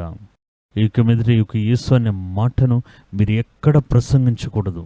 అలా అని ఆ ప్రధాన యాజకులు శిష్యులను భయపెడుతూ ఉన్నారు. శిష్యులు ఏం చెప్తున్నారంటే, దేవునికి భయపడాలా, మనుషునికి భయపడాలా, ఏది న్యాయమని మీరే తీర్మానించుకోండి, మేము మనుషుని కాదు దేవునికే భయపడతామని చెప్పి వారు ఆ స్థలంలో నుండి బయటికి వెళ్ళిపోవడం మనం చూస్తూ ఉన్నాం. అప్పుడు ఇదంతా ఏంటంటే, వారి హృదయం ఆల్రెడీ సిద్ధంగా ఉంది, దీని నిమిత్తమే పిలబడి ఉన్నాం. ఇంకోటి ఏం చేస్తున్నారంటే, క్రీస్తు నిమిత్తం శ్రమలు వస్తే భాగ్యవంతులని తెలుసుకోవడం బట్టి, శ్రమలు రాకపోయిన స్థలం కూడా మళ్ళీ 2 స్థలంలో పెడతారనుకుంటా. ఈ స్థలానికి వెళ్తే శ్రమలు వస్తాయని చెప్తే అక్కడ మోదుకొని మొదట నిలబడుతున్నారు. పౌలు యెరూషలేముకి బయలుదేరుతున్నారు. సంఘంలో ఉన్న వారందరూ వస్తున్న అహబు అనే ప్రవక్త వస్తున్నారు అని చెప్తున్నా, మీరు వెళ్ళకండి, దేవుడు నిన్న రాత్రి నాకు చూపించారు. అహబు అడుగుతున్నారు, ఇది ఎవరి కర్చీఫ్ అని. ఈ కర్చీఫ్ని కలిగి ఉన్నవాడు, ఈ రుమాల్ని కలిగి ఉన్నవాడు యెరూషలేములో శ్రమలు పొందుకోబోతున్న కట్టబడబోతున్నాడు అని చెప్తున్నారు. వెంటనే ప్రజలందరూ ఆయన మెడ పట్టుకుని ఏడుస్తున్నారు, వెళ్ళకండి అయ్యా, అక్కడ మేము బంధించేస్తారు, యెరూషలేము నుండి యూదులు మంచివారు కదా, హత్య కూడా చేస్తారు, మెడ పట్టుకుని ఏడుస్తున్నారు. అపోస్తలుడైన పౌలు చెప్తున్నారు, మీరు ఈ కార్యం గురించి భయపడి ఏడ్చి నా హృదయాన్ని ఎందుకు ఇలా బలహీనంగా చేస్తున్నారు? నేను ఆ సమస్య గురించి భయపడలేదు, మీరు ఏడవడం చూసి నాకు మనసులో దుఃఖం వస్తుంది. మీరు దృఢంగా ఉండండి. క్రీస్తు నిమిత్తం నేను యెరూషలేములో బంధింపబడ్డానికి సిద్ధంగా ఉన్నాను. దేవుడు నాకు ఇది ఇంతకు ముందే తెలియజేసి ఉన్నారు, నువ్వు అక్కడికి వెళ్తే నువ్వు బంధించబడతావని. బంధింపబడి నేను దాని గురిండే కదా వచ్చాను. క్రీస్తు నిమిత్తం ఈ యొక్క బంధింపబడే స్థితిని అంగీకరించడానికి వచ్చా అని వారికి ధైర్యం చెప్పి ఆయన అక్కడ బయలుదేరని వాక్యాలను చెప్పబడింది. చూడండి ఎటువంటి సేవకులు ఉన్నారో, ఎటువంటి సేవకుల పరిచర్యను చేసి ఉన్నారు చూడండి. దాని యొక్క కార్యాలు ఈ దినాలు మనం కూడా చేస్తున్నామే. మన యొక్క జీవన విధానం వ్యత్యాసంగా ఉంది, వారి యొక్క పరిచర్య విధి విధానాలు వ్యత్యాసంగా ఉన్నాయి. కారణం ఏంటని అడిగితే, వారి యొక్క ఇబ్బందులను కావాలని అంగీకరించారు. క్రీస్తు నిమిత్తం మీరు శ్రమలు అనుభవించినట్లయితే ధన్యులుగా ఉంటారని చెప్పబడిన వాక్యంలో ఆ వాక్యాన్ని స్పష్టంగా అర్థం చేసుకున్నారు. అందుకే ఒక స్థలంలో బెదిరిస్తూ ఉన్నారు, మీకు సమస్య వస్తుంది, మీరు బంధించబడతారు, జైల్లో పట్టుకుని వేస్తారని చెప్పిన ఆ స్థలమే నాకు కావాలి, అదే నాకు కావాలి, నేను అక్కడికి వెళ్ళాలి అని వారు అక్కడికి వెళ్ళడానికి తొందరపడుతూ వెళ్ళడం మనం చూస్తూ ఉన్నాం. వీరు ఎటువంటి మనుషులండి? ఇదే ఆశ్చర్యం. వాక్యం అదే చెప్తుంది, నీతి నిమిత్తం శ్రమ పడితే మీరు ధన్యులుగా ఉంటారు. వారు భయపెట్టే విషయానికి మీరు భయపడకుండా కలత చెందకుండా ఉండమని పేతురు చెప్తున్నారు. అప్పుడు చూడండి, విశ్వాసులకు ఏ కార్యాలు చెప్పి పెంచారో చూడండి. ఒక్కొక్క సంఘానికి ఎవ్వరు పత్రికలు రాసిన, అది పౌలైనా పేతురైనా సరే, చూడండి వాళ్ళకి స్పష్టంగా ఏ కార్యాలు జరుగుతాయి, ఎందు నిమిత్తం వారిని సిద్ధపరిచారు, ఏ విధంగా వారిని వారు ఆయుధపరుచుకోవాలి అనేది వారికి నేర్పించారు. ఈ దినాల్లో మనకి నేర్పించడానికి మనుషులు లేరు, నేర్చుకోవడానికి మనకు మనసు లేదు, అంతే. వారు నేర్పించకపోతే మీరు బైబిల్ చదివి చూడండి, అందులో మీరే నేర్చుకోండి. క్రీస్తు నిమిత్తం శ్రమ పడితే మీరు భాగ్యవంతులుగా ఉంటారు నేర్పించారు. దానివల్ల వారు మనస్సులో నిరుత్సాహపడకుండా పరిచర్య చేశారు. నిరుత్సాహపడకుండా అపోస్తల కార్యంలో మీరు చూస్తూ ఉన్నారు. సేవకులు మాత్రమే కాదు, అపోస్తలుడైన పౌలు మాత్రమే కాదు, విశ్వాసులు కూడా. అపోస్తల కార్యములు 8వ అధ్యాయంలో మీరు చూడండి, ఆ దినాల్లో సంఘానికి భయంకరమైన వ్యతిరేకత. పౌలు ఒకవైపు ప్రజలను పట్టి కొట్టి సంఘాల్లోకి వచ్చి మగవాళ్ళని ఆడవాళ్ళని జుత్తుల్లో పట్టి లాగి ఈడ్చుకుంటూ వెళ్తున్నారు. సంఘానికి అగ్గిపెడుతున్నారు, కాల్చివేస్తున్నారు. గవర్నమెంట్ యొక్క సపోర్ట్తో పరిపాలించేవారు ఒక ఉత్తర్వు ఇచ్చారు, ఒక పేపర్ ఇచ్చేశారు. ఈ నూతనమైన మార్గాన్ని అవలంబించేవారు, సంఘాన్ని నడిపించేవారు క్రైస్తవులు. వారిని ఎక్కడైనా దండించవచ్చు, వారిని ఏం కావాలన్నా మీరు చేయవచ్చు, పొడవచ్చు, చంపవచ్చు, మృగాలకి ఆహారంగా వేయచ్చు, ఏది కావాలని చేయొచ్చు అని అంటున్నారు. అటువంటి సమయంలో సంఘాలకు శ్రమ కలిగింది. శ్రమలు కలిగి ఎరుషలేములో ఉన్న సంఘంలో అటాక్ చేయడానికి వస్తున్నారు, అగ్గి పెట్టడానికి వస్తున్నారు. ఇది తెలుసుకున్నప్పుడు అపోస్తులు తప్పించి మిగతా వారందరూ చెదిరిపోయారు. అపోస్తుల కార్యములు 8వ అధ్యాయంలో దీన్ని మీరు చూస్తున్నారు. అందరూ చెదిరిపోతున్నారు. చెదిరిపోవటనే మాటకి అర్థం తెలుసా? చెదిరిపోయిన వారి దగ్గర అడిగితేనే తెలుస్తుంది. శ్రీలంకలో మంచి జీవితాన్ని జీవిస్తూ ఉన్నవారు అక్కడ యుద్ధం జరిగినప్పుడు, బాంబులు వేసినప్పుడు చెదిరిపోయారు. చెదిరిపోవడం అంటే ఏంటంటే, తండ్రి ఒకవైపు, తల్లి ఒకవైపు, పిల్లలు ఒకవైపు ఎక్కడికి వెళ్ళిపోయారనేదే వారికి తెలియదు. శ్రీలంక దేశంలో ఒక మంచి దైవ సేవకుడు జాన్ బాలకుమార్, ఆయన యొక్క సాక్ష్యాన్ని నేను విన్నప్పుడు ఈ విధంగా జరుగుతుందని నేను ఆలోచించాను. ఆయన కంటి ఎదురుగా తన తండ్రిని కాల్చివేస్తూ ఉన్నారు. అక్కడ జరిగిన యుద్ధంలో వీళ్ళు తమిళులు అని చెప్పడం బట్టి అగ్నితో కాల్చివేస్తున్నారు. ఈయన ఇంటిని వదిలిపెట్టి 14-15 సంవత్సరాల వయసులో బయటికి పారిపోతున్నారు. ఒకవైపు కుటుంబం చెదిరిపోతుంది, ఎవరు ఎక్కడ ఉన్నారో తెలియట్లేదు. తన తండ్రిని తన కళ్ళెదుటే అగ్నితో కాల్చివేస్తున్నారు. ఎటువంటి భయంకరమైన కార్యాలు ఆలోచించి చూడండి. నేను నేరుగా చూసి ఉన్నా. నేను స్కూల్లో చదివిన కాలంలో అప్పుడే శ్రీలంకలో ఆ యుద్ధం జరుగుతూ ఉండేది. నా తండ్రి శ్రీలంక నుండి శరణార్థులుగా వస్తున్నారు చూడండి, శరణార్థులు. వారు అక్కడి నుండి తప్పించుకుని పారిపోయి వచ్చేస్తుంటారు. వారిని భారతదేశ ప్రభుత్వం అంగీకరించింది. రామేశ్వరం అనే ద్వీపంలో నా తండ్రి దీని నిమిత్తం విశేషమైన ఒక తహసీల్దార్గా పనిచేసి ఒక్కొక్క వారం 2 సార్లు ఆ యొక్క పడవలు వస్తాయి. నేను 2-3 సార్లు అక్కడికి వెళ్ళి నేరుగా దాన్ని చూశాను, నా తండ్రితో పాటు కలిపి. అందులో చాలా మంది పారిపోయి వచ్చిన వారు అక్కడి నుండి వస్తూ ఉంటారు. పెట్టెలు, మంచాలు, ఏది చేతికి దొరుకుతుందో చిన్నపిల్లలు మోసుకుంటూ వస్తారు. ఒక పడవ నిండుగా మనుషులు. వారందరినీ చూసి వారిని గుర్తించి వారికి ఆ గుర్తింపు పత్రాలు ఇచ్చి వారందరినీ తీసుకుని వచ్చే ఒక మంటపం, క్యాంప్. ఆ క్యాంప్ అంటే ఈ పారిపోయి వచ్చిన వారికి ఒక క్యాంప్. ఆ క్యాంప్లో వారిని అక్కడ ఉంచుతుంటారు. అక్కడ కొంతకాలం వారు ఉండి అక్కడ యుద్ధం ముగిసేంత వరకు ఉండాలి. యుద్ధం ముగిసేటట్టే లేదు.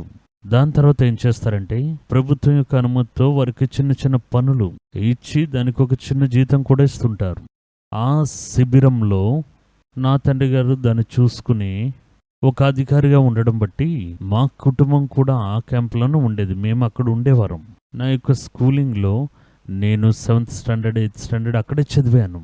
అక్కడ చదివేటప్పుడు నాతో పాటు చదివే తోటి పిల్లలు శ్రీలంక నుండి పారిపోయి వచ్చిన వారే ఉంటారు. అందులో పూర్తిగా ఒక 4-5 అధికారుల కుటుంబాలు తప్పించి మిగతా వారందరూ శ్రీలంక నుండి వచ్చిన వారే. వారి యొక్క పరిస్థితిని మీరు చూసి వారి కథను మీరు అడిగితే చెదిరిపోవడం అంటే ఏంటనేది స్పష్టంగా అర్థం చేసుకోవచ్చు. తండ్రి ఒకవైపు, తల్లి ఒకవైపు, చిన్నపిల్లలు ఒకవైపు, ఎక్కడ ఉన్నారో తెలియదు. రాత్రిపూట అకస్మాత్తుగా సైరన్ సౌండ్ వస్తుంది, కరెంట్ ఆఫ్ చేసేస్తారు. అకస్మాత్తుగా అగ్ని బంతులు ఆకాశం నుండి వచ్చి ఇళ్ల మీద పడతాయి. అందరూ పారిపోండి అంటారు. కరెంట్ ఉండదు, వెలుగుండదు. ఉన్న పిల్లని చేతిలో పట్టుకుని ఏది దొరుకుతుందో అది చేతిలో పట్టుకుని పారిపోతూ ఉంటాం. అకస్మాత్తుగా చూస్తే ఒకరు చెప్పిన సాక్ష్యం, వెన్న అమ్మాని ఒక స్వరం వినిపించింది, నా భార్య వీపులో తుపాకీ గుండె తగిలింది, ఆమెను మోసుకుని వెళ్ళడమా లేకపోతే నా పిల్లని తీసుకుని ముందుకు వెళ్ళడమా, ఆమెను అలా వదిలిపెట్టి పిల్లల్ని తీసుకుని వచ్చానని చెప్పారు. ఇదే చెదిరిపోవడం. చెదిరిపోయిన వారికి మనసులో ఎంత కృంగుదల ఉంటుంది.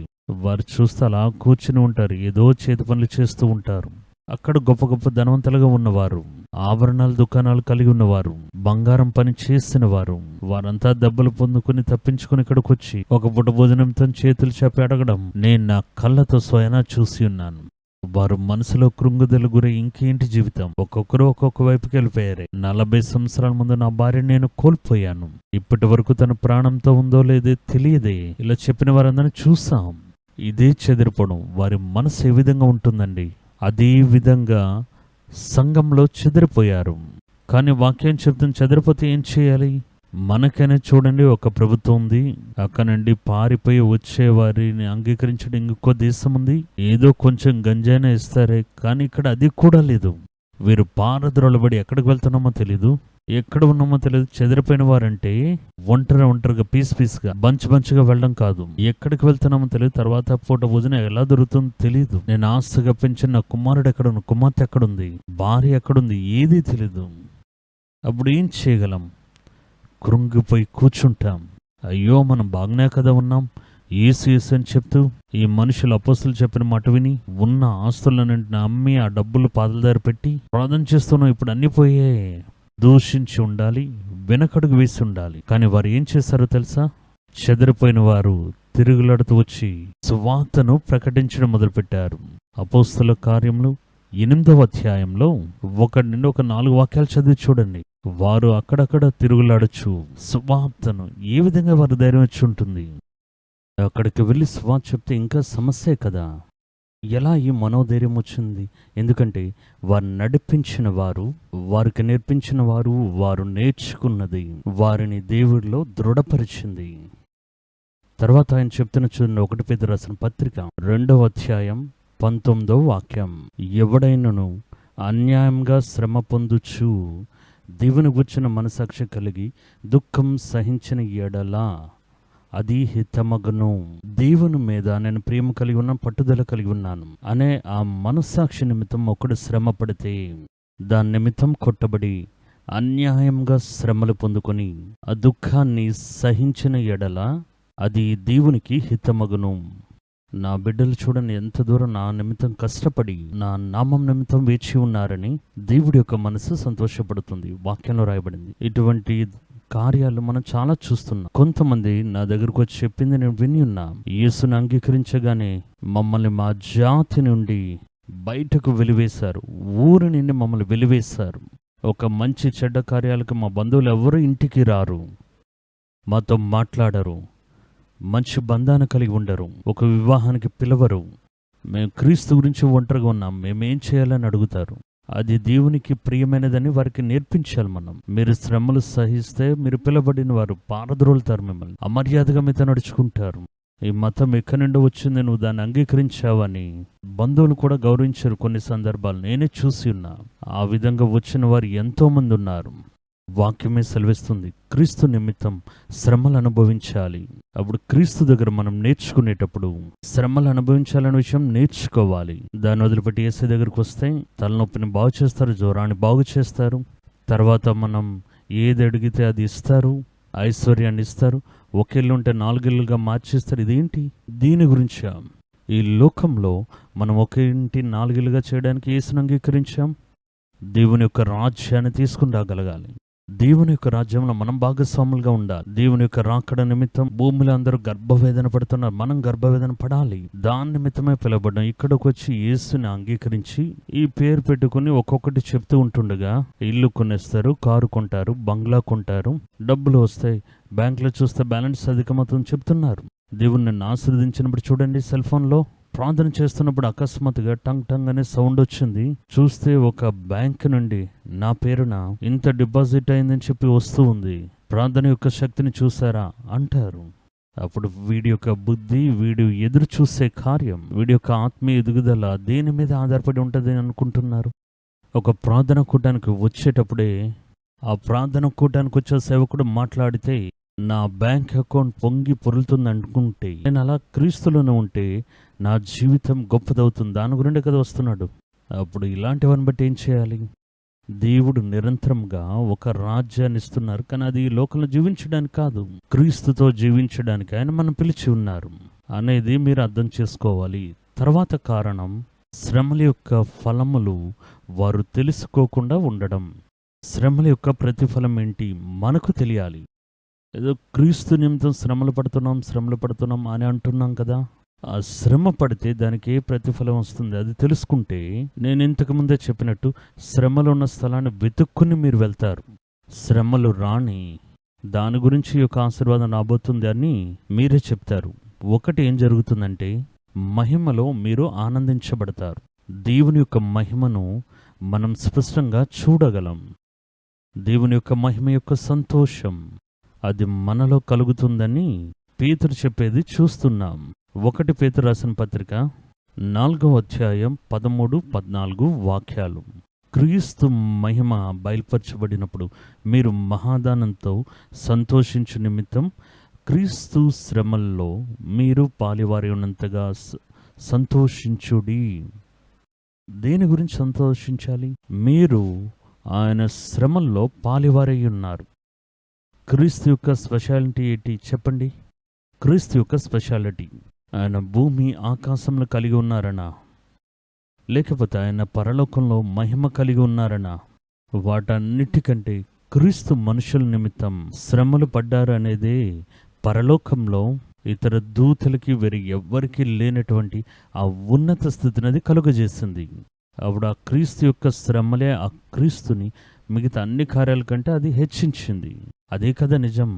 అప్పుడు దేవుడు చెప్తూ ఉన్నది, నేను పడిన శ్రమలు పడి శ్రమల నిమిత్తం ఆత్మీయ లోకంలో పరలోకంలో ఒక గొప్ప భాగాన్ని పొందుకున్నానే, ఆ శ్రమల యొక్క ప్రతిఫలాన్ని నేను మీకు భాగంగా ఇస్తాను అని చెప్తున్నారు. ఎలా ఉంది? మనం ఏం చెప్తున్నాం అంటే, లేదో మీరు కూర్చున్న చైర్, మీరు వేసుకున్న దుస్తులు, పరలోకంలో ఉన్న బంగారం, దానిలో నాకు ఒక భాగాన్ని ఇవ్వండి. దేవుడు చెప్తున్నా, నా యొక్క ఘనతలో నా యొక్క శ్రమలో నేను భాగాన్ని ఇస్తాను, ఎందుకంటే ఇది నాకు స్వంతమైనది. వీరు నా యొక్క స్వంతదారులు, వీరు దీనిలో భాగం గలవారుగా ఉంటున్నారని దేవుడు చెప్తున్నారు. 14వ వాక్యం ఈ విధంగా చెప్తున్నారు, క్రీస్తు నామం నిమిత్తం మీరు నిందల పాలైనడలా ధన్యులు మీరు. ఏలయనగా దేవుని యొక్క ఆత్మ అయిన మహిమా స్వరూపి అయిన ఆత్మ మీ మీద నిలుచున్నాడు. వారి వలన దూషించబడుతున్నారు, మీ వలన మహిమపరచబడుతున్నారు. చూసారా? అప్పుడు క్రీస్తు యొక్క శ్రమలకు మనలను పాలివారంగా నియమిస్తూ ఉన్నారు. రెండవ ప్రతిఫలం ఏంటి? క్రీస్తు నిమిత్తం శ్రమలు పడ్డం వల్ల వాక్యం చెప్తుందంటే, పరలోకంలో జీవ కిరీటాన్ని దేవుడు ఇస్తారట. అది ఆయన వారికి చేసిన ఒక వాగ్దానం. ప్రకటన గ్రంథం 2వ అధ్యాయం 10వ వాక్యంలో ఆయన ఈ విధంగా చెప్తున్నారు, నీవు పొందబో శ్రమలకు ఏమాత్రం భయపడక. ఈ దినాలు మనకేం చెప్తున్నారంటే, శ్రమలే రావు, శ్రమలు వచ్చినా ఉపద్రవములు వచ్చినా మీరు విశ్వసించలేదని అర్థం. ఈ విషయం నా దగ్గర కూడా చెప్పినారు అనేక సంవత్సరాల క్రితం. మీ మూలంగా పరిచర్యకు వచ్చిన వారు కూడా, మీకు వెనకాతలు వచ్చిన వారు కూడా పెద్ద పెద్ద కట్టడాలు, బంగ్లాలన్నీ కలిగి ఉన్నారు. ఈ విధంగా సంపాదించారే, ఎందుకు మీరు ఏం సంపాదించలేదు, ఎందుకు మీరు చేర్చుకోలేదని అడుగుతారు. వాక్యం చెప్తుందంటే, మీరు పడి శ్రమల గురించి అనేక మంది ఆలోచన ఇలాగనే ఉంటుంది. ఒకవేళ ఆ విధంగా మనకి వసతి లేదు అంటే ఎక్కడో తప్పుంది, ఈయన విశ్వాసంలో ఎక్కడో ఒక దగ్గర కొరతుంది, దేవుడు ఈయన్ని నమ్మలేదు, ఈయన శపించబడిన మనిషి, అందుకే ఏ కార్యాలు జరగట్లేదు, సంఘం పెరగట్లేదు, డబ్బులు లేవు, ఇన్ని దినాలు పరిచర్య చేసి ఇల్లు లేదు, కార్ లేదు, ఏమీ లేదు, ఎలా ఉంటుంది అని అంటారు. ఇప్పుడున్న మెంటాలిటీ, మైండ్ సెట్ ఏంటని అడిగితే, ఒకడు పేద సేవకుడిగా ఉన్నాడు, పేద స్థితిలో ఉన్నాడని దాన్ని బట్టి వాడు శపించబడిన వాడు. వెనకతలు వచ్చిన వారిని చూడండి, బంగ్లాలు కలిగి, కార్లన్నీ కలిగి ఉన్నారు. అనేక మందికి తెలుసు, ఒక 4 మాటలు కూడా ప్రసంగం చేయడం తెలియని వారు స్టేజ్ చూస్తే భయపడిపోయి పడిపోతుంటారు. వారంతా కొద్దిగా నేర్చుకున్న తర్వాత ఇప్పుడంతా పెద్ద పెద్ద భవంతులు, పెద్ద కట్టడములు, చాలా వసతులు అధికమవడం చూస్తున్నాం. కానీ బైబిల్ ఏం చెప్తుందంటే, ప్రభువే చెప్పి ఉన్నారు, నా నామం నిమిత్తమే శ్రమలు అనుభవించాలి. కానీ ఈరోజు మనకు నేర్పించేవారు, క్రీస్తు నిమిత్తం వచ్చే శ్రమలనే ఒక కాన్సెప్టే లేదు. మీరు శ్రమను అనుభవిస్తే అవిశ్వాసి, మీలో విశ్వాసం లేదు, దేవుని వలన శపించబడిన వారు, కొరత కలిగిన వారు, అందుకే మీరు ఏది అచీవ్ చేయలేకపోతున్నారని చెప్తారు. కానీ బైబిల్లో యేసు చెప్తున్న చూడండి, నీవు పొందబో శ్రమలకు, ఇది ఎవరు చెప్పారు? యేసు చెప్పిన మాట. నీవు పొందబో శ్రమల నిమిత్తం ఏమాత్రం భయపడకము, ఇదిగో మీరు శోధింపబడినట్లు అపవాది మీలో కొందరిని చెరలో వేయింపబోచున్నాడు. చూసారా? దేవుడి దగ్గరకు ఒక మనిషిని రాగానే, నువ్వు నన్ను అంగీకరిస్తే నీకు నేను పెద్ద పెద్ద బంగ్లాలు ఇస్తాను, డబ్బులు ఇస్తాను, బ్యాంక్ బ్యాలెన్స్ ఇస్తాను, అలా చెప్పలేదే. నీకేం జరుగుతుందో చెప్తాను. మీలో కొంతమందిని, మీ సంఘంలో కొంతమందిని జైల్లో వేస్తారు. ఆ శ్రమల గురించి నువ్వు ఎంత మాత్రం భయపడక, మిమ్మల్ని సాతాను మీలో కొంతమందిని చెరసాల్లో వేస్తాడు. 10 దినాలు మీకు శ్రమ కలుగును. కాబట్టి మరణము వరకు నమ్మకంగా ఉండుము, అప్పుడు నేను నీకు జీవ కిరీటము ఇచ్చెదను.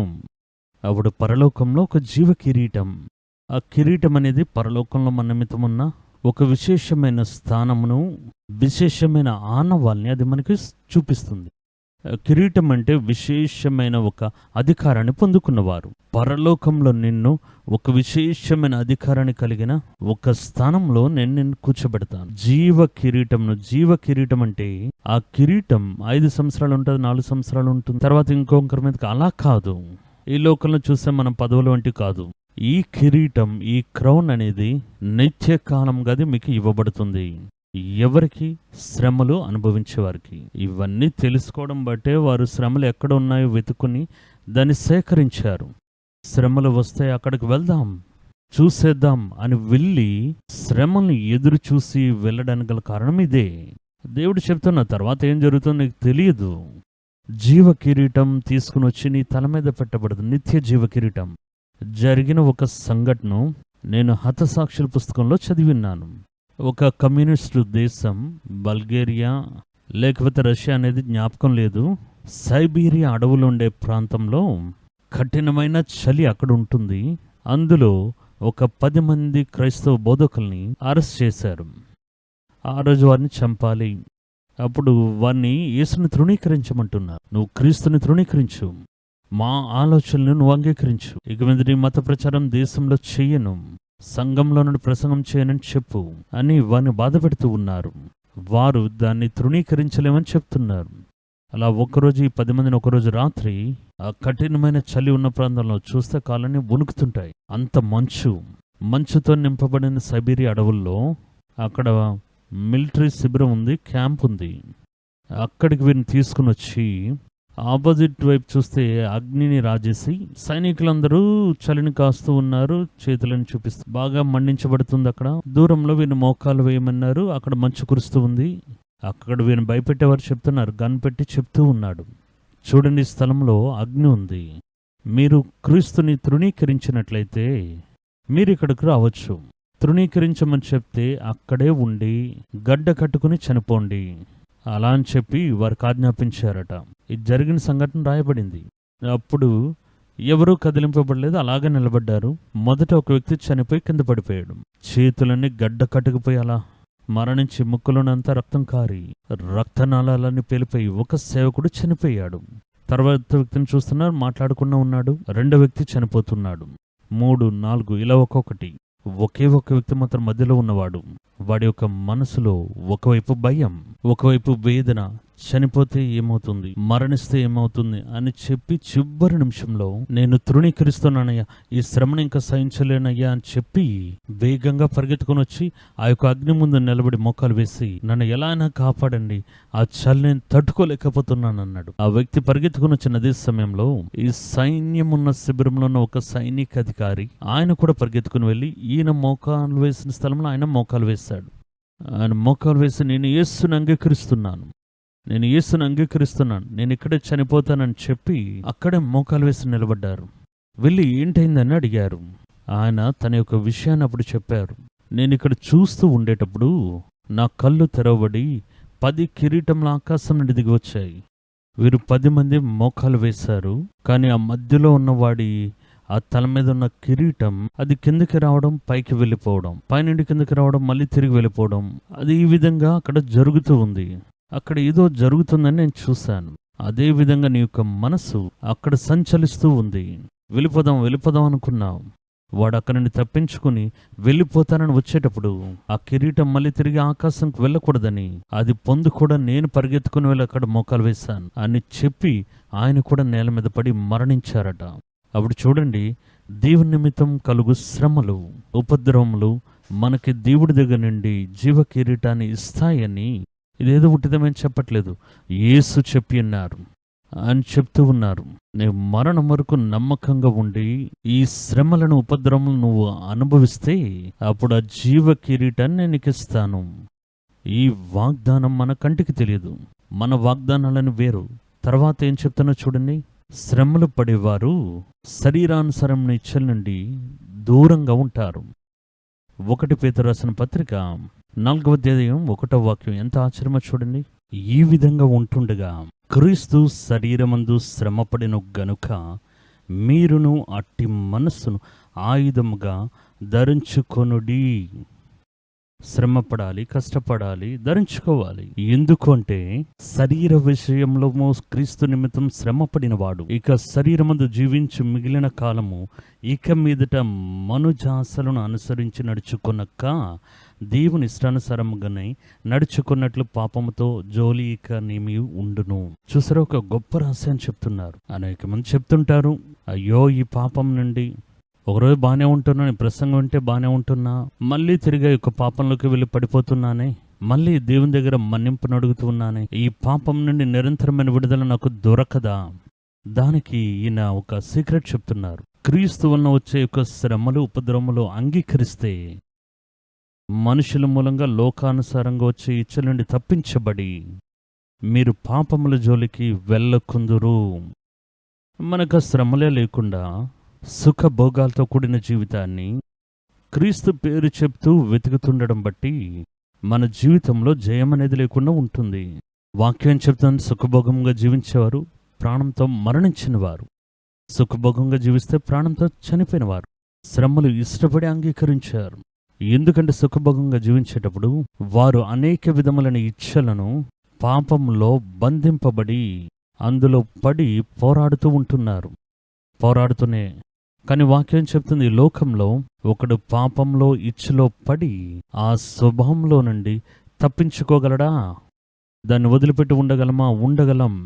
వాడు శ్రమలను, ఉపద్రవములను క్రీస్తు నిమిత్తం సహించబడేటప్పుడే అని పేతురు మనకి చెప్తున్నారు. తర్వాత విషయం ఇంతకుముందే చూసాం, శ్రమల యొక్క ప్రతిఫలం క్రీస్తు యొక్క ప్రియం మన మీద కలుగుతుంది.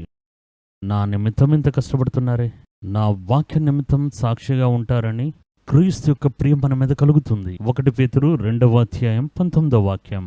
తర్వాత చూడండి, ఆయనతో పాటు శ్రమలు పొందుకునేవారు ఆయనతో పరిపాలిస్తాడు. దేవుని యొక్క రాజ్యం వచ్చేటప్పుడు ఆ రాజ్యంలో క్రీస్తుతో పాటు కూర్చొని అధికారాన్ని పొందుకుని పరిపాలించే ఒక గుంపు ఉంటారు. అదే వాక్యం చెప్తుంది.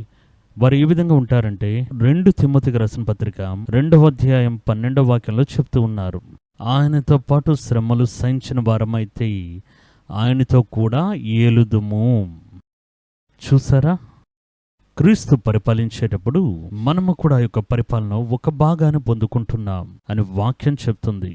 తర్వాత కార్యం చూడండి, మనం ఈ శ్రమల గూర్చి వాటిని మనం ఎందుకు స్కిప్ చేసుకుని వెళ్ళిపోతున్నాం అని అంటే, మనం తెరచున్న వాకిల్లో మాత్రమే కాదు, ఇరుకైన వాకిల్లోనూ పరిచర్య చేయాలనే విషయం మనకి తెలియకుండా ఉంది. మనకేంటంటే తెరచిన వాకిలి వసతిగా ఉంటేనే పరిచర్య చేస్తాం, లేకపోతే చెయ్యం. ఆ విధంగా యొక్క మైండ్ సెట్లో ఈ అంత్య దినాల్లో మనం ఆ విధంగా వచ్చేసాం. అప్పుడు ఇరుకైన యొక్క స్థలాలు దర్శించేటప్పుడు మనం భయపడి కృంగిపోయి కృంగుదలకు అవకాశం ఇస్తున్నాం. ఈ దినాల్లో చూడండి, ఇప్పుడు చూడండి, మనం మన మార్గాన్ని విశాలం చేసుకోవడానికి చూస్తాం. వాక్యం ఏం చెప్తుందని, పరలోకానికి వెళ్ళే మార్గం అది ఇరుకైనది, అది కనిపెట్టేవారు చాలా తక్కువ మంది. ఇప్పుడు కొంతమంది కనిపెడుతున్న ఇదే పరలోకానికి వెళ్ళే మార్గం, కానీ మార్గం ఇరుగ్గా ఉందే, విరగొట్టి పెద్ద చేసేద్దామా అని దానికి ప్రయత్నం చేసేవారిని చూస్తున్నాం. అప్పుడు మనకు తెరచిన వాకులు ఉంటేనే పరిచర్య చేస్తాం. కొన్ని స్థలాలు ఆ విధంగా ఉంటుంది. కొన్ని స్థలాలు చూస్తే ఇరుకైన ద్వారములు ఉంటాయి, ఇరుకైన వాకిలు ఉంటుంది. రెండింటినీ సమానంగా చూడాలి. అటువంటి వారు కృంగుదల్లోకి వెళ్ళరు. వాక్యం ఆ విధంగానే చెప్తుంది.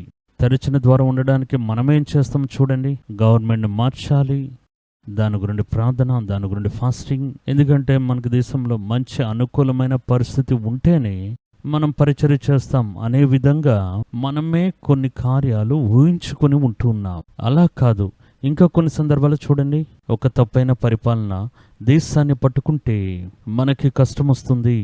అలా అని చెప్పి భయపెట్టి దాని గురించి మనం ప్రార్థన చేస్తుంటాం, దాన్ని మార్చాలని ప్రార్థన చేస్తుంటాం. వాక్యం చెప్తుందంటే మీకు కాపుదల అనేది దేవుని దగ్గరే ఉంది. దేవుడు ప్రభుత్వాన్ని పెట్టుకుని మేము కాపాడదని ఎక్కడ చెప్పలేదే.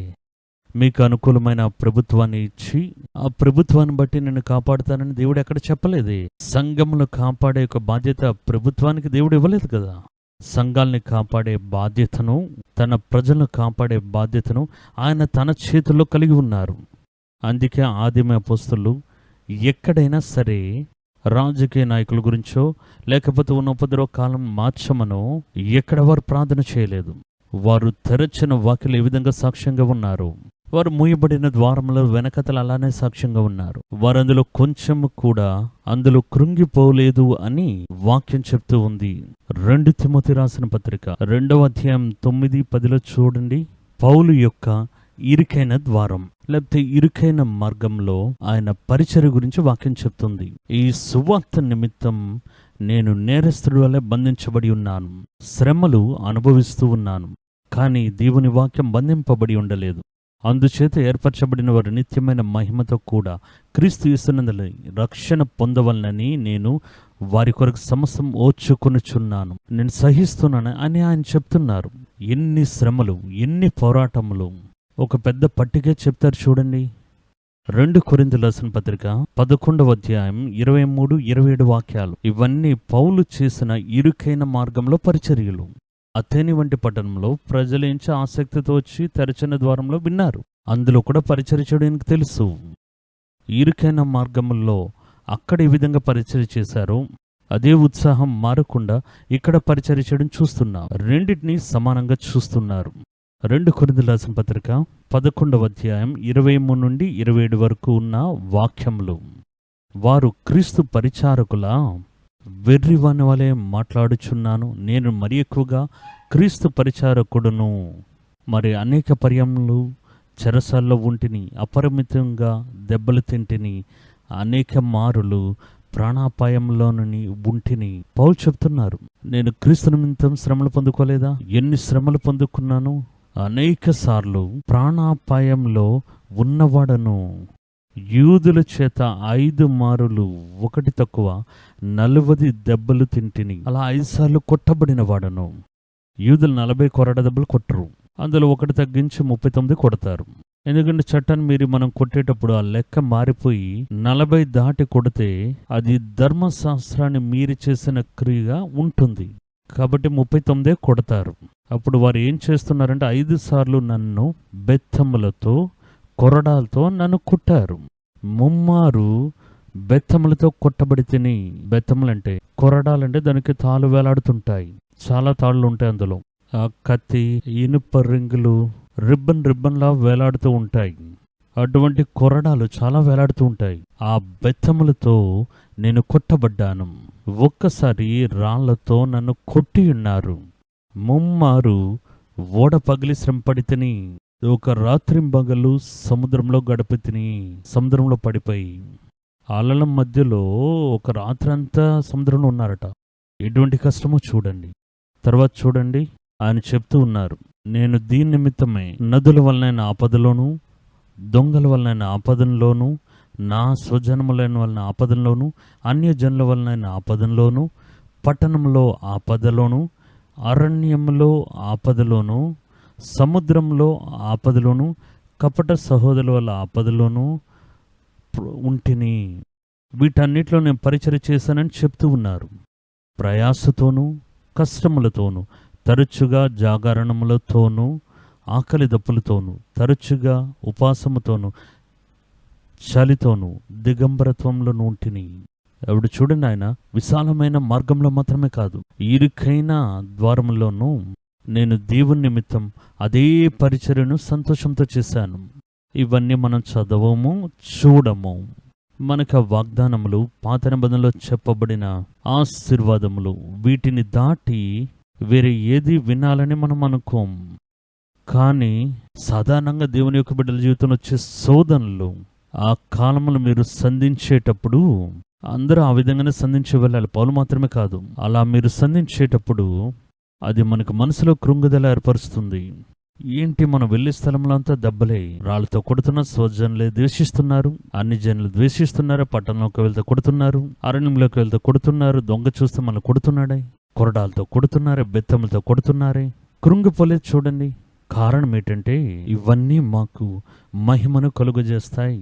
క్రీస్తు నిమిత్తం వీటిని అంగీకరించడానికే దేవుడు మమ్మల్ని పిలిచి ఉన్నారని ఆ పరిపూర్ణమైన నమ్మిక వారు కలిగి ఉన్నారు. ఆ నమ్మికను మీరు ఏర్పరచుకుంటే మాత్రమే మనం దేవునిలో ఎప్పుడైనా సాక్ష్యంగా నిలబడగలం. కృంగుదల లేని ఒక పరిచర్యను మనం నెరవేర్చగలం. క్రీస్తు యొక్క మహిమ బయలుపరచబడేటప్పుడు ఆయన శ్రమల్లో మనం పాలి భాగస్థులుగా ఉండడం బట్టి సంతోషపడగలము అని దేవుని యొక్క వాక్యం మనకి చాలా స్పష్టంగా చెప్తూ ఉంది.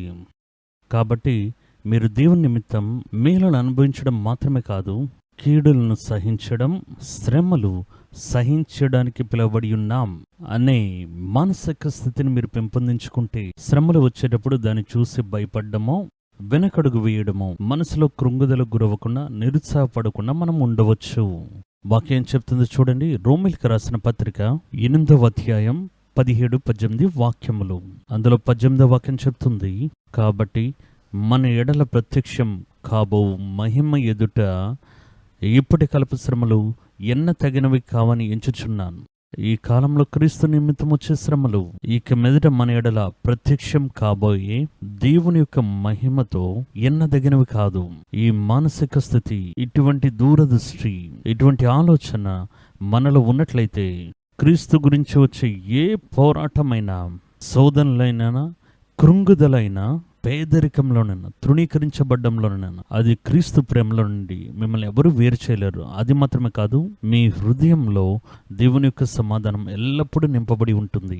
మనసులో కృంగుదల అనేది మనలో రానే రాదు. ఈ దినంలో దేవుడు మనతో చాలా విషయాలు మాట్లాడి ఉన్నారు. పరిచయలో కృంగిపోయామన్న మాటలు విని ఉంటారు. క్రీస్తు నిమిత్తం కుటుంబ జీవితంలో శ్రమలు అనుభవిస్తున్న వారిని మీరు విని ఉంటారు. మనోభారంతో ఈ మాటలు విని ఉంటారు. ధైర్యం పొందుకునడి, దేవుడు మీ నిమిత్తం సిలువలో జయం పొందుకున్నారు. ఈ కాలం యొక్క శ్రమలు ఇక మీదట మీరు పొందుకోబోయే దేవుని యొక్క మహిమలో ఎన్నదగినవి కాదు. మీరు అనుభవించబోయే శ్రమల గురించి ఏమాత్రం భయపడకుండా ఉండుడి. మీ నిమిత్తం దేవుడు జీవకిరీటాన్ని ఆయుధంగా ఉంచి ఉన్నారు. దేవుడి యొక్క నామం నిమిత్తం, ఆయన నిమిత్తం శ్రమలను, వేదనలు అనుభవించేవారు భాగ్యవంతులు. దేవుడు వారి మీద ప్రేమ కలిగి ఉంటారు. మనం తలదించుకుని ఒక చిన్న ప్రార్థన చేద్దామా? కనికరముల ఐశ్వర్యం గల మా దేవా, ఈ మాటలు విన్న ఒక్కొక్కరిని పేరు పేరున ఆశీర్వదించండి. మా పిల్లలు దేవా, మా యవ్వనస్తులు, పరిచర్య చేసే సేవకులు అనేక సమయాల్లో జీవితం గురించి విరక్తి కలిగి, జీవితం గురించి నిరాసక్తి కలిగి, వారి ఇబ్బందుల్లో, కష్టాల్లో, ఉపద్రవాల్లో ఏంటి ఇటువంటి క్రిస్తవ జీవితం, నేను వేరే ఒక జీవితంలో ఉంటే బాగా ఉండేవాణ్ణేమో అని అనుకునే విధంగా వెళ్లాల్సిన స్థితి, వారికి శ్రమల గురించి విశాలమైన జ్ఞానం లేకపోవడం, శ్రమల గురించి, వాగ్దానముల గురించి వారికి స్పష్టమైన ఆలోచన లేకపోవడం, క్రీస్తు నిమిత్తం శ్రమలు పడ్డం, సంతోషం అనే ఒక ఆలోచన లేకపోవడం ఆ కృంగుదల కారణమని తెలుసుకున్నాం. తండ్రి, ఈ బిడ్డలను పరిశుద్ధాత్మదేవ మీరు బలపరచండి. ఈ మాటలు వారిని బలపరచునుగాక.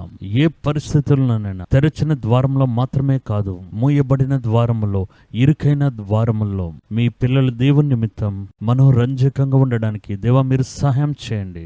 పౌలు చెప్పినట్టుగా నేను ఏ పరిస్థితుల్లోనైనా సంతోషంగా ఉండడం నేర్చుకున్నాను అంటున్నారే, ఆ వాక్యానుసారంగా మీ బిడ్డలను ఎల్లప్పుడూ వారు సంతోషంగా ఉండేందుకు మీరు వారికి సహాయం చేయండి. వినిన ఒక్కొక్కరిని పేరు పేరున ఆశీర్వదించండి. వారి శ్రమలకు శీఘ్రంగా ఒక ముగింపునివ్వండి. శ్రమలో వారి యొక్క ఉత్తమమును, నిజాయితీని నిరూపించడానికి వారికి సందర్భంలో ఏర్పరిచి ఇవ్వండి. కదలేని స్థిరమైన విశ్వాసమును వారిలో దృఢపరిచి ఇవ్వండి. సకల మహిమతో వారిని నింపండి. శ్రమలు సహించుకునే బలాన్ని వారికి ఆజ్ఞాపించండి. యేసు నామమున మా ప్రార్థనలు అంగీకరించండి మా తండ్రి. ఆమేన్. ఆమేన్. ప్రభువైన యేసుక్రీస్తు వారు ఈరోజు మనతో మాట్లాడి ఉన్నారు. కృంగుదలకు లోనవ్వకండి. మనం మనోదుఃఖంతో, వేదనతో దేవుని నిమిత్తం శ్రమలు సహిస్తే సరైన కాలంలో మేలును మనం కోతకొస్తామని దేవుడు మనకి వాగ్దానం చేసి ఉన్నారు. దేవుడు మీతోనే ఉన్నారు. ఆయన్ని దాటి వేరే ఎటువంటి కార్యాలు మన జీవితంలో జరగవు. రాబోయే ఇబ్బందులు, శోధనలు మీ విశ్వాసమును, మీ మహిమను, మీకు దేవుడు ఉంచిన యొక్క ఘనతను పరలోకంలో అది అధికంగా చేయడానికే అనే నమ్మికను లోతుగా పెంపొందించుకోండి. దేవుడు మిమ్మల్ని ఆశీర్వదించి కాపాడనుగాక. ఆమేన్.